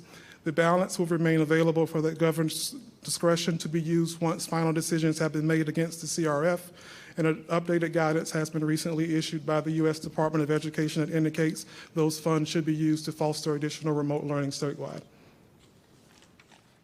Thank you, Brian. And I'd like to come back to these numbers in a couple of minutes after I finish my prepared remarks. Many of you, and I think most of you, realize that the Resource Committee is no longer, does still present to the governor what our recommendations are relative to spending. But the monies, the actual monies themselves and how they're spent have to be appropriated by the General Assembly, which was covered under the continuing resolution that was signed, I believe it was last Tuesday. Governor, you charged our committee with two things. Number one is to recommend policies that will ensure the accountability and transparency of all expenditures of the CARES Act. And number two, provide input on how to expend those federal funds allocated directly to South Carolina by the Coronavirus Aid, Relief, and Economic Securities Act, the CARES Act. We are going to proceed to do both, although the actual appropriation is a function of the General Assembly. The Resource Committee reviewed the federal law and guidance regarding two specific pots of money in the CARES Act. Number one was the Coronavirus Relief Fund, the CRF, and number two was the GEAR Fund, which is a federal grant to each governor. The CRF allocates $1.996 billion to South Carolina. Of this amount, Greenville County, the only local government entity with a population of over 500,000, applied and received $91 million, leaving our Resource Committee with $1.9 billion to review. Accountability and transparency in the expenditure of the CARES Act funds are essential to ensure that the investment of taxpayer funds address the economic and health impacts of COVID-19 in our state. Specifically, we must coordinate the expenditure of funds across multiple federal funding programs and sources and must validate that expenditures are made in full compliance with the federal law. The CRF can only be spent on expenditures incurred due to the public emergency of COVID-19. These expenditures were not budgeted by these expenditures could not be budgeted by the state or any county or municipality. Moreover, these expenditures must be incurred between March the 1st and December 30th of 2020. This is the federal law. It's not negotiable.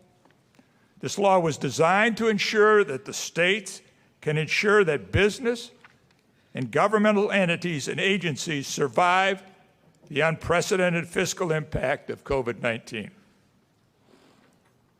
On May the 11th, our committee met and recommended the state procure the assistance of a third-party vendor to assist the Department of Administration in validating expenditures and coordinating reimbursements. The third-party vendor should also provide continuous monitoring and monthly reporting to the governor, which in turn should be reported to the public. The continuing resolution, H 3411, which you, Governor, signed into law on Monday, allows the executive director of the Department of Administration to coordinate the procurement of a professional management services for funds received through the CARES Act. The resolution also allocates from the fiscal year contingency fund $1.5 million in state funds to the Department of Administration for oversight and compliance of state spending of federal COVID-19 relief funds. The Resource Committee is submitting to Accelerate South Carolina a list of actual expenditures incurred to date as a result of COVID-19 and projected expenditures and requests through December 30th of 2020. The Resource Committee has identified actual and projected expenditures that may be eligible for funding under the CRF. And this is one of the reasons that we are going to have a professional grant manager taking a look to make sure they do qualify. The actual and projected expenditures have not been verified, meaning the expenditures may or may not be allowable expenditures under the CARES Act. Also, these expenditures may be duplicated of other federal funds received by state agencies or entities pursuant to the CARES Act. The professional grants manager provider should assist the state in reviewing all allocations prior to their disbursement. The RFP for the grants manager was sent out yesterday. We hope to have responses shortly, and we hope to have somebody in place by the end of the month. This is critical, I think, for the accountability and the transparency of this sum of money. I'd like to speak to a couple of the numbers that Brian talked about and offer some insight as to where we came up with those numbers. The most important thing to our committee was putting South Carolinians back to work, and making South Carolinians productive again, and minimizing the impact to businesses and to help the agencies, the municipal governments, and the county governments in every which way we could. The largest expenditure that we have on the line that we recommend, Governor, is on the Enterprise Institute's initiatives is $500,000, $500 million. I guess when you're from Aiken, you talk thousands and millions. You get kind of confused. But $500 million on the line for the Unemployment Trust Fund. It appears that the Unemployment Trust Fund, through the balance of the year for the total that can be tied to COVID-19, is approximately $660 million. And so the $500 million will not even leave the trust fund whole at the end of this fiscal year. Another item that has been added to the enterprise initiatives is a $250 million public and private hospital reimbursements. Now, it's critical on this line and on every line to make sure that there aren't competing funds or other funds that are being allocated for the same purpose. And so that is for that reason, what we would like to see done, Brian, is to take the higher education and split out those that are primarily or all for education and split out the hospital side so that we have the hospital side of those expenses and we can use it in looking at the $250 million that we've on the line for public and private hospitals. Another large expense is, and a lot of discussion has been had in this chamber, or in this room, about broadband. The original intent, because there is no broadband structure in South Carolina, no agency responsible for broadband, the original intent was that we just provide $250,000 for a statewide mapping plan. It was then believed by the group, the majority of the group, that if we were serious about broadband, then we should seriously put some money on the line about broadband. And so the backbone that we understand for broadband is about an $80 million expenditure. And so what we have on the line for enterprise initiatives is $80 million.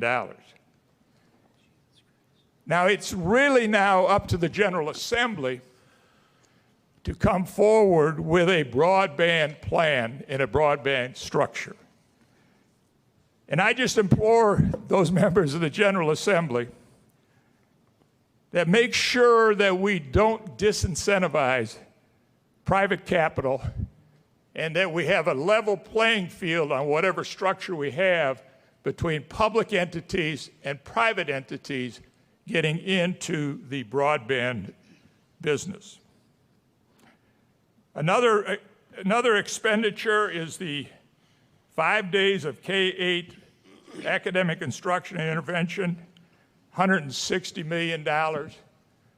We feel that there is not another pot at this point in time, unless we find it, okay, for these expenses, and we think it should be paid out of the $1.905 million for the, out of the CRF fund.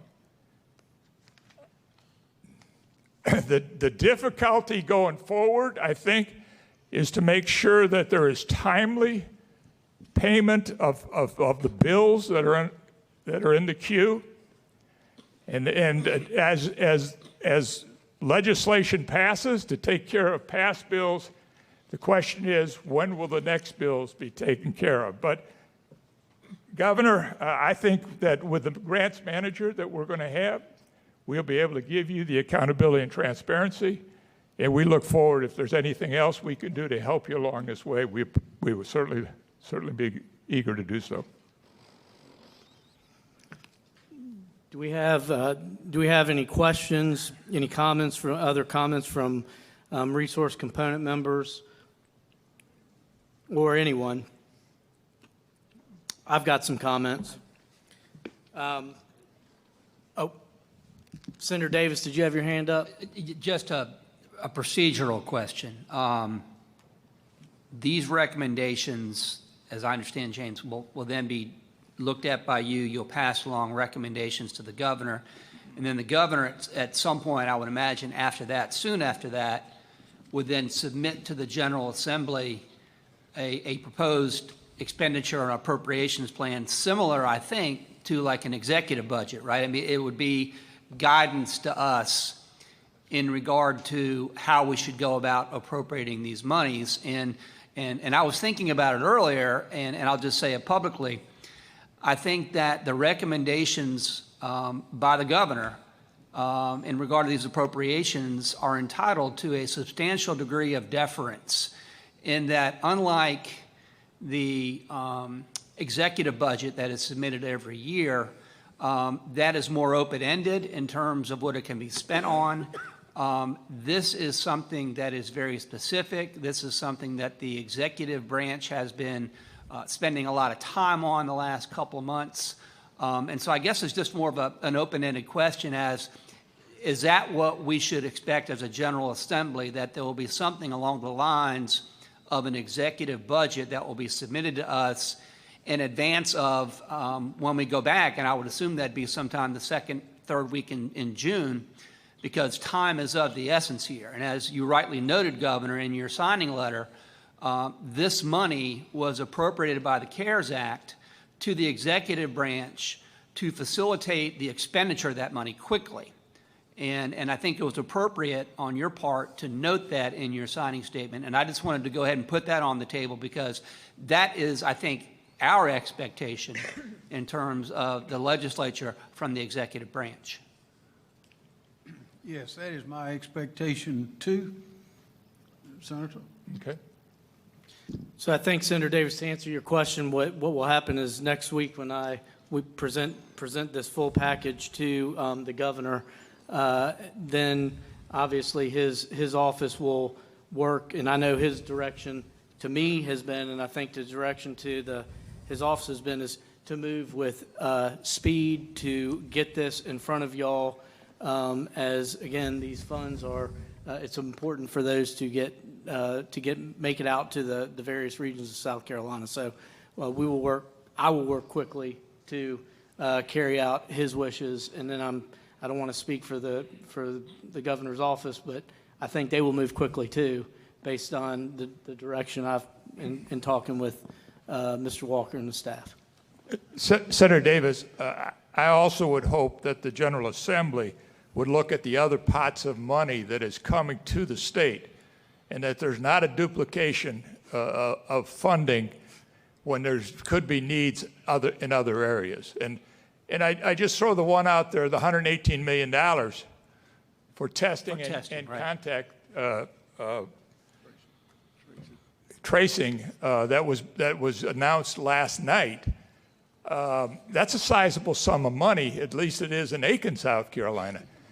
And I would think that you would put that in your equation as you're looking at testing and contact tracing. Senator Roderick, would that money you just mentioned, would that affect the $19.9 million that is on this spreadsheet that's being allocated for testing, or does that not factor that in? I can't answer that, okay, but it very well likely could. I mean, we will have the answer to that by the time we make our final proposal in 10 days? Yes, sir. And I will for the other members of AccelerateSC, this has been somewhat of a fluid process, as you can tell, because we've gotten incoming, again, we don't have a grants manager yet to really validate whether it's a permissible expense. We're, trying to move forward to make a recommendation to the governor that it is, of course, with the caveat that a grants administrator may see that it's not, would not recommend that it's an acceptable expense. But again, we want to move forward with as much speed as we can to be able to get something workable that can be proffered forward. Senator, my understanding is that the General Assembly is going to come back in the week after the primaries. I think that's right. Okay, so that's like the 15th of the month. Okay, so there would be no expenditure out of this monies until very soon as that point in time. Thank you. Do we have any other questions? And I've got a couple of comments I'd like to provide, at least anecdotally, to help an understanding of some of the thought process. As we were looking at the various, we've talked about these various other pots of money, and a lot of the dialogue that we had with folks that knew if there were various other pots of money that they could use or that they had at their disposal, it was important from our perspective to make sure that you're getting the best, and as the business owners in the room will appreciate, the best return on investment for what's being made. And so there were some challenges in addressing how all those funds were being spent, because again, at this point we just don't know. I know that there are certain requirements as it relates to, for instance, education spending, that Superintendent Spearman has funds that go directly to the Department of Education, and you know, one of the requests that she had made with respect to an allocation of funds, or asking for an allocation of funds, we, you know, again, there's certain monies that go through that pot that we wanted to make sure that, hey, we're not there's not a double overlay there of something that the districts could be using money for to do some of these things versus it coming out of the CARES Act funding. So I think that was an important part of our decisional calculus.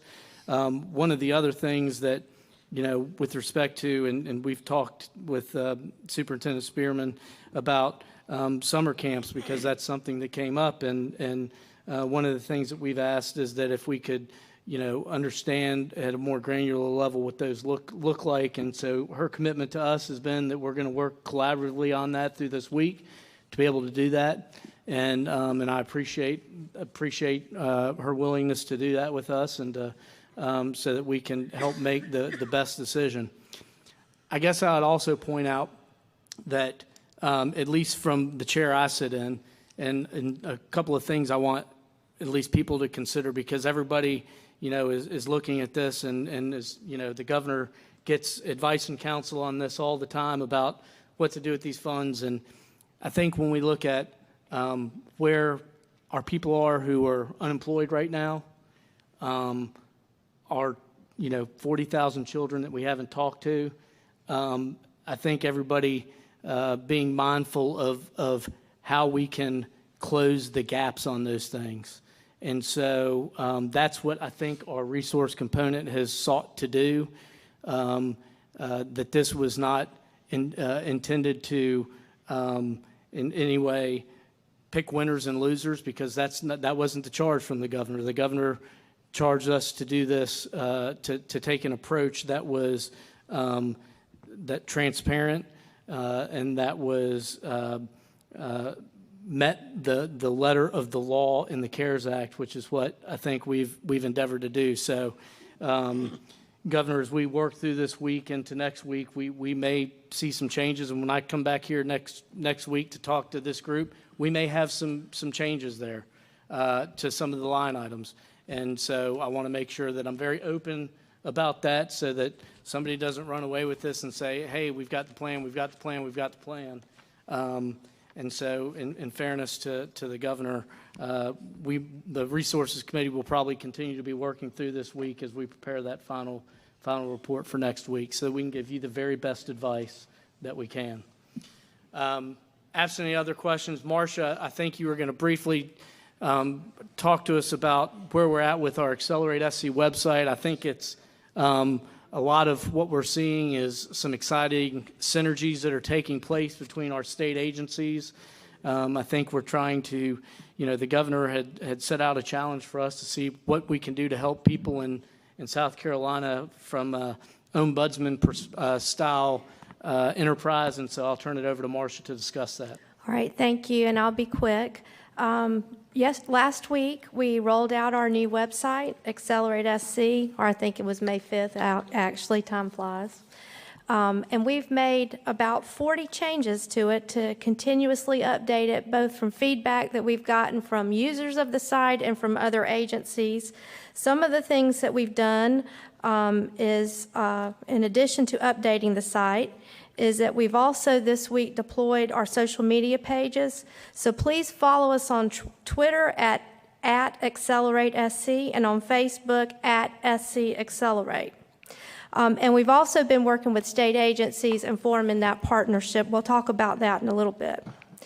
But I wanted to highlight some of the things that we've done since the launch.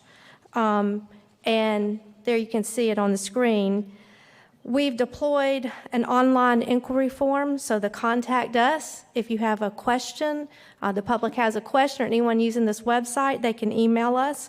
We will answer those questions. We will go to the agencies if we need to. We've also added, as I mentioned, the social media pages, and we've been working with agencies on how to best display the data, and that's one of the things we pulled up earlier in the meeting. If you see the map, DHEC designed this map using their GIS mapping tool, and now you can look at your test sites. You can click on one of those pins and see the test sites that are available in your areas. The other things we've done is started to group topics together, work with agencies, such as the button that you see there for outdoor activities. So beaches, boating, state parks, what's open, what are the requirements? And then the last thing is really just keeping the videos up to date. And the example we use again, DHEC has been tremendously helpful to us and very busy, and we thank them for that. The latest in the Darius Rucker video and talking about face masks. So just a little bit of statistics for the website. Between May 5th and May 18th, we've had 70,000 visitors to the website, looked at nearly 100,000 links. 52%, over half of those visitors are coming in through a mobile device. Some of the things that have been our highest searched pages have been the close contact business guidelines, the restaurant guidance, Governor McMaster's executive orders, general COVID information, and mask and face coverings. We're getting a lot of interest in that, and that's a good thing. As I mentioned earlier, we've launched our social media. We are working to make sure that we have content there. We're working with these agencies. I again just ask everyone in the room to follow us, everyone watching us, follow us, get the word out. We want to make sure that people know what's going on in their state. And lastly, I want to talk a little bit about agency support. The agencies have really come together. We asked them for representatives that can help us with this site. All the agencies have provided us 150 support personnel that will work on this with us, not full-time obviously, but will assist us. We've provided training to them. We did that last week. It was well attended. Everyone's excited. Everyone has a lot of fresh ideas. And I think this is a very good example of collaboration and what we can do together as state agencies, and I'm really proud of that. Future, what's going on in the future? Next week, the last component will become live, and that is the Ombudsman-like call center. It'll be staffed Monday through Friday, 8:30 to 5. We are building a constituent management system and a case management system that agencies will use to help make sure that anyone that calls or emails us or by any other means contacts us, that we track that and make sure their questions are answered. So please, please, I ask you to make sure that all of the agencies have wonderful websites. They do. But if you could just tell them to go one place, if they go to this accelerate.sc.gov, they're going to get the information they need, and we're going to make sure that their questions are taken care of. So I just want to say one more time that thank you to the agencies that are helping us. We are dependent on them to provide us timely and accurate information, and they're doing that. And we're going to continue to be very responsive to the citizens. We're going to continue to update this as needs changes, and I really appreciate all of your support. And thank you, Governor, too. Thank you. Thank you, Marcia. As we close out, I want to thank everybody for the great work that you've done over the last 30 days. As I mentioned, I think in my correspondence with you, that what I anticipate is I will schedule a final about an hour meeting next week with this same group, just as we're seated here, so that we can present the final kind of what I consider to be the final plan. That's going to be a lot of work. So again, I'm going to go find a nice quiet room. I'm going to lock myself in there with my computer, and we're going to get after it. I want to just, again, thank the governor for putting together what is no less than a remarkable, just a phenomenally remarkable group of individuals with which to attack the task of, number one, helping our businesses and our economy to accelerate in a safe manner, also to go on the offensive against this virus so that our citizens can have a feeling of safety as they move along with their daily lives as we address the needs of our citizens who may be unemployed, our children, our senior adults, those in our rural communities. And so I just, without having this group together, Governor, and your foresight into putting this group together and putting us to work, I don't think we would be in the position that we're in right now. So thank you for your leadership in that regard. I will turn it over to you for any closing comments you have. And you've got the con, boss. Very briefly, I want to thank everyone again. This is really a remarkable group.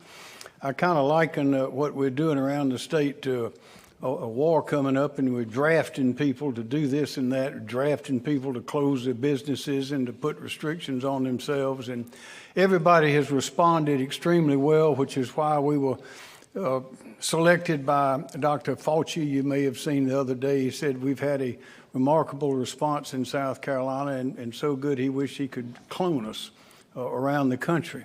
Well, that's I agree with that 100%, and I think the numbers are showing that the decisions that we've made were the right decisions.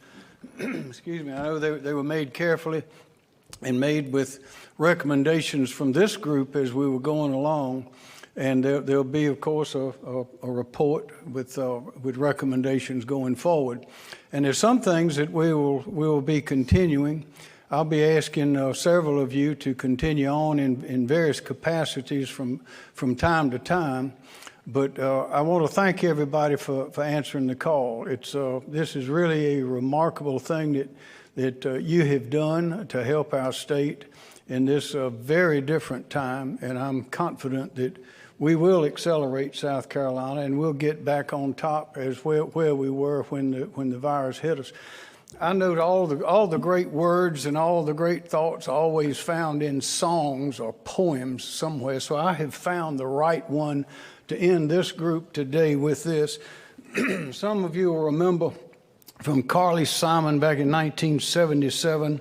It was written by Marvin Hamlish and Carol Bayer Sanger. And she sang as follows: "Nobody does it better, makes me feel sad for the rest. Nobody does it half as good as you. Baby, you're the best." And you are.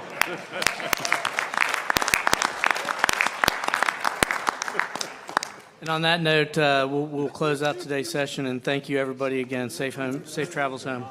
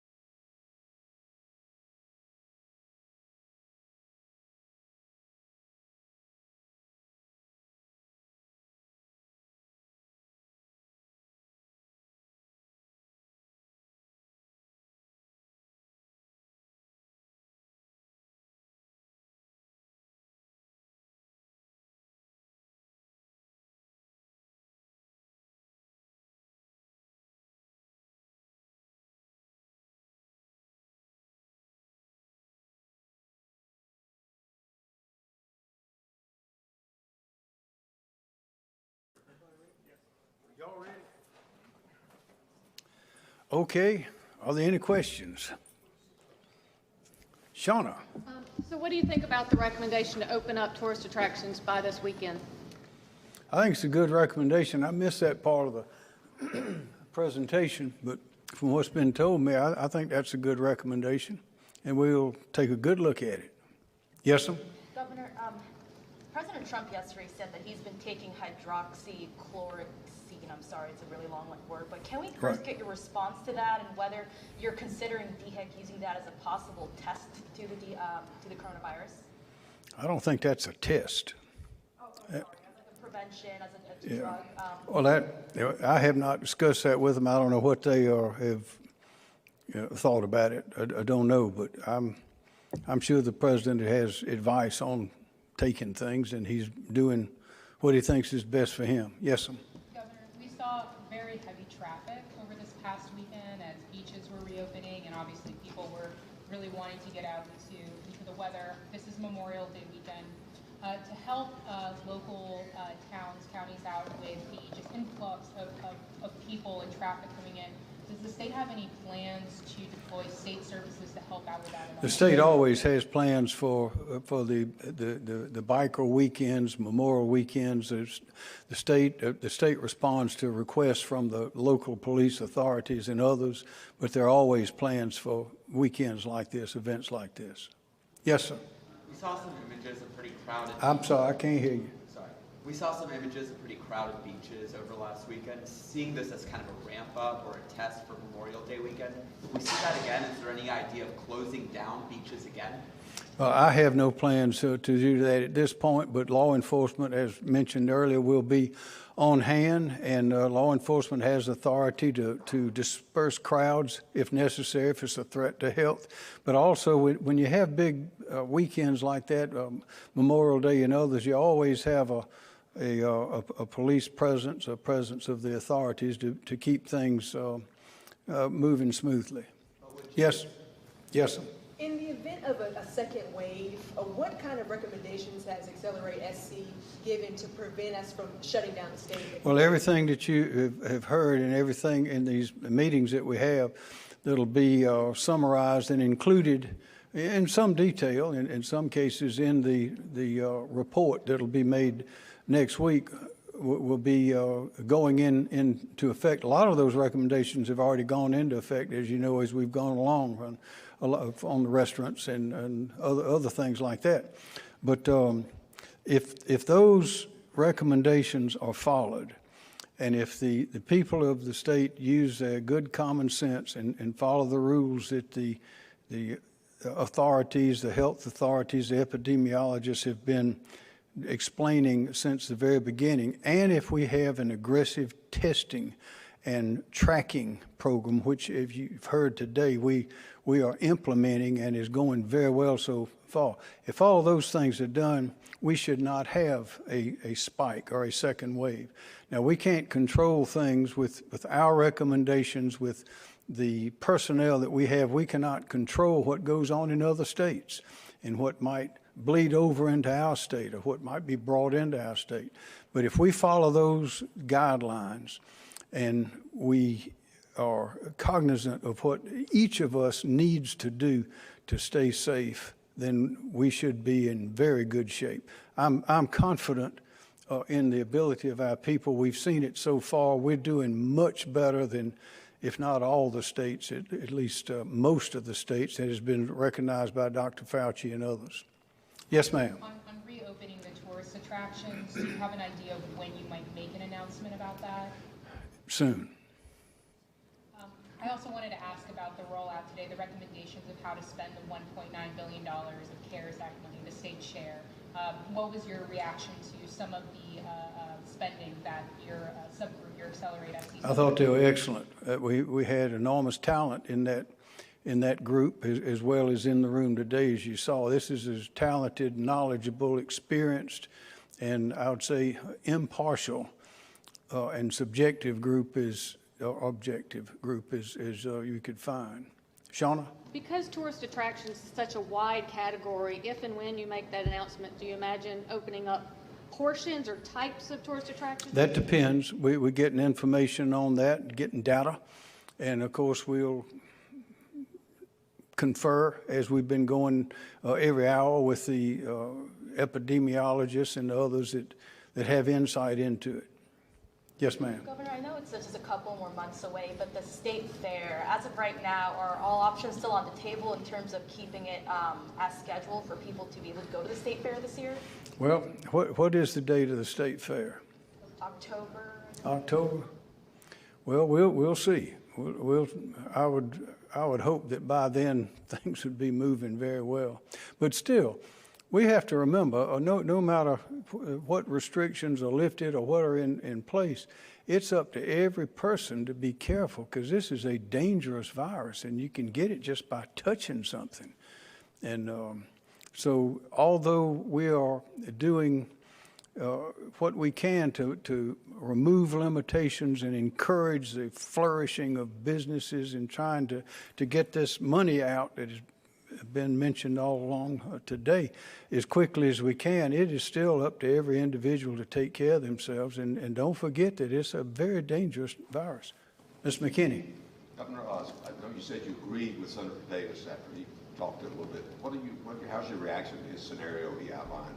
Is how he hoped the General Assembly would accept the recommendation? Well, he's right, and we've talked about that, and he's voiced that view from the very beginning, and we've heard the similar statements from the Speaker Lucas, Chairman Merle Smith, and others. But this is the product that this group is presenting is an extraordinary piece of work. You know the backgrounds and the experience of the people that were in this room today. It's an extraordinary group. I would say it's as good a group as we could put together anywhere in the state for any purpose. And I'm thrilled that they were willing to answer the call.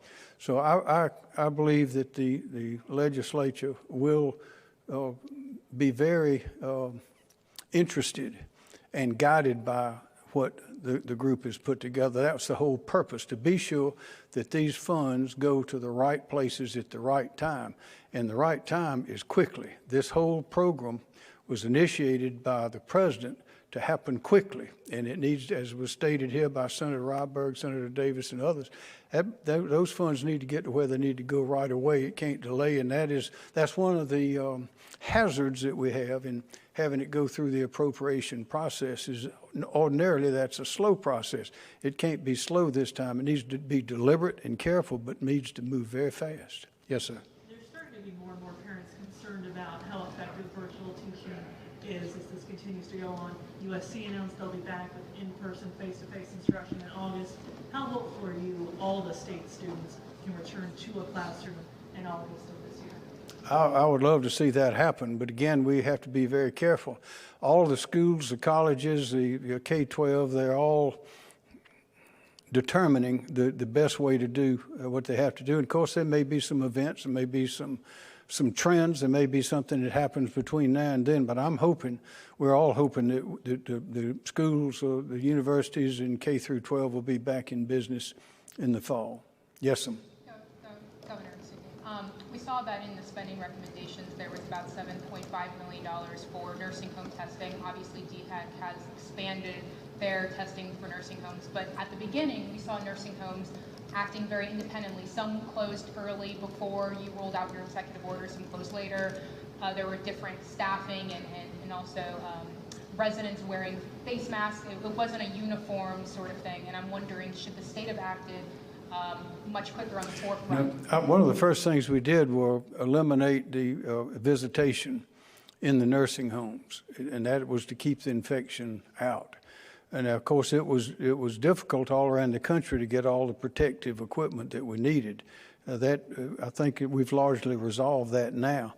And I ought to mention we have a machine, a gigantic, very expensive machine out at the McCrady Training Center in Fort Jackson that can clean 80,000 face masks a day.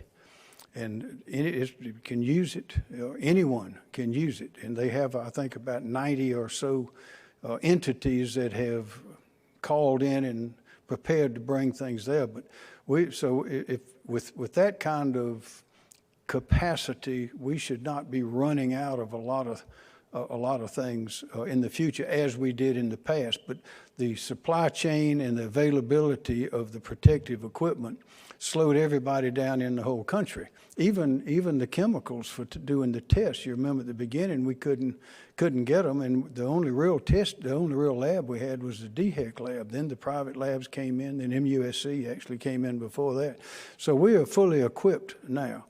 And the nursing homes, as you know, and the senior population is the main focus of our efforts now, because those are the ones that are most at risk. So as we move into this phase where we are chasing the virus instead of it chasing us, we're chasing it.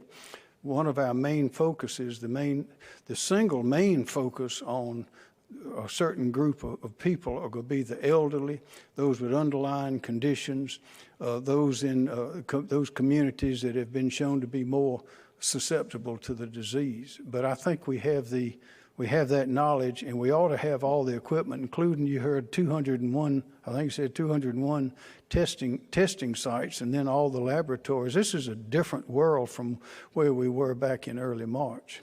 Shauna? USC announced today that its coaches and staff administrative staff would take a 10% pay cut to help for 1 year. A, is that enough? B, should other schools do the same? I think that's something for every school to make their own decisions about. There are a lot of things that need to be done in order to accommodate this virus. Yes, sir. A lot of viewers are saying that masks are still not commonplace out in public, in supermarkets and everything like that. I know you've mentioned before not making it mandatory or something that needs to be done in certain situations. What else can you do, or are you considering to make masks more commonplace, especially considering some modelers are saying that that's what will reduce future infections? Well, we've known that from the beginning, and every health official that's said anything about it for the last 2 months has said that the masks and face shields are a good way to slow or limit the spread of the virus. We've had an entrepreneur, John Carrington, right here in Columbia on Shop Road, has invented a face shield that goes around, a little collar on your neck and goes up. That's a good alternative to mask for people that don't want to wear a mask. It's a face covering, which is recommended by the health authorities. But we can't make everybody do everything. We cannot have an epidemiologist and a police officer following every citizen of the state around, nor do we want to, nor do they want that. So what we can do is give them our best advice, explain things as clearly as we can, which has been done. There are even videos on television about how to put on and wear a face mask. There's really not much else we can do. You talked about keeping folks from this AccelerateSC group on past the time that you make your formal recommendations. What do you see as the future for this AccelerateSC group? Well, I know that in the process of the federal funding that's coming, we will continue with that, I know, with a group. And I expect that we'll, from time to time, we'll be calling on various ones to give us advice on various things. For instance, the mayors. Of course, you may know, we've been in constant communication since the beginning of this with the mayors and council members and legislators and business people from the very beginning. And we'll continue to do that. What is your goal or timeline for getting those recommendations to the General Assembly in terms of spending this $1.9 billion? Well, we hope to have a document by sometime next Tuesday, I believe, or did he say Thursday? Whenever we meet again, we'll have a document from this group that we will then review and then make that recommendation to the General Assembly. And I'm confident that they will be delighted to receive it, because it saves a lot of time and a lot of work, because there's a lot of time and a lot of work that have gone into this project by the people you saw in this room and others. Thank you.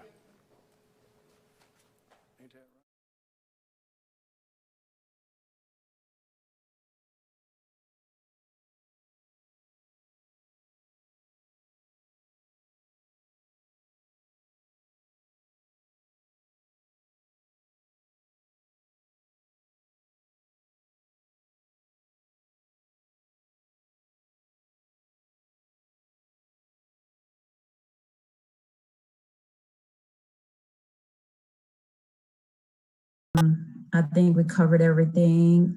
We have orders from the committee that we will draft up and have those pieces of information prepared for the board at the board meeting. All right. Hearing nothing further, we'll entertain a motion to adjourn. So moved. Is there a second? Second. All right. Discussion. All in favor, please state aye.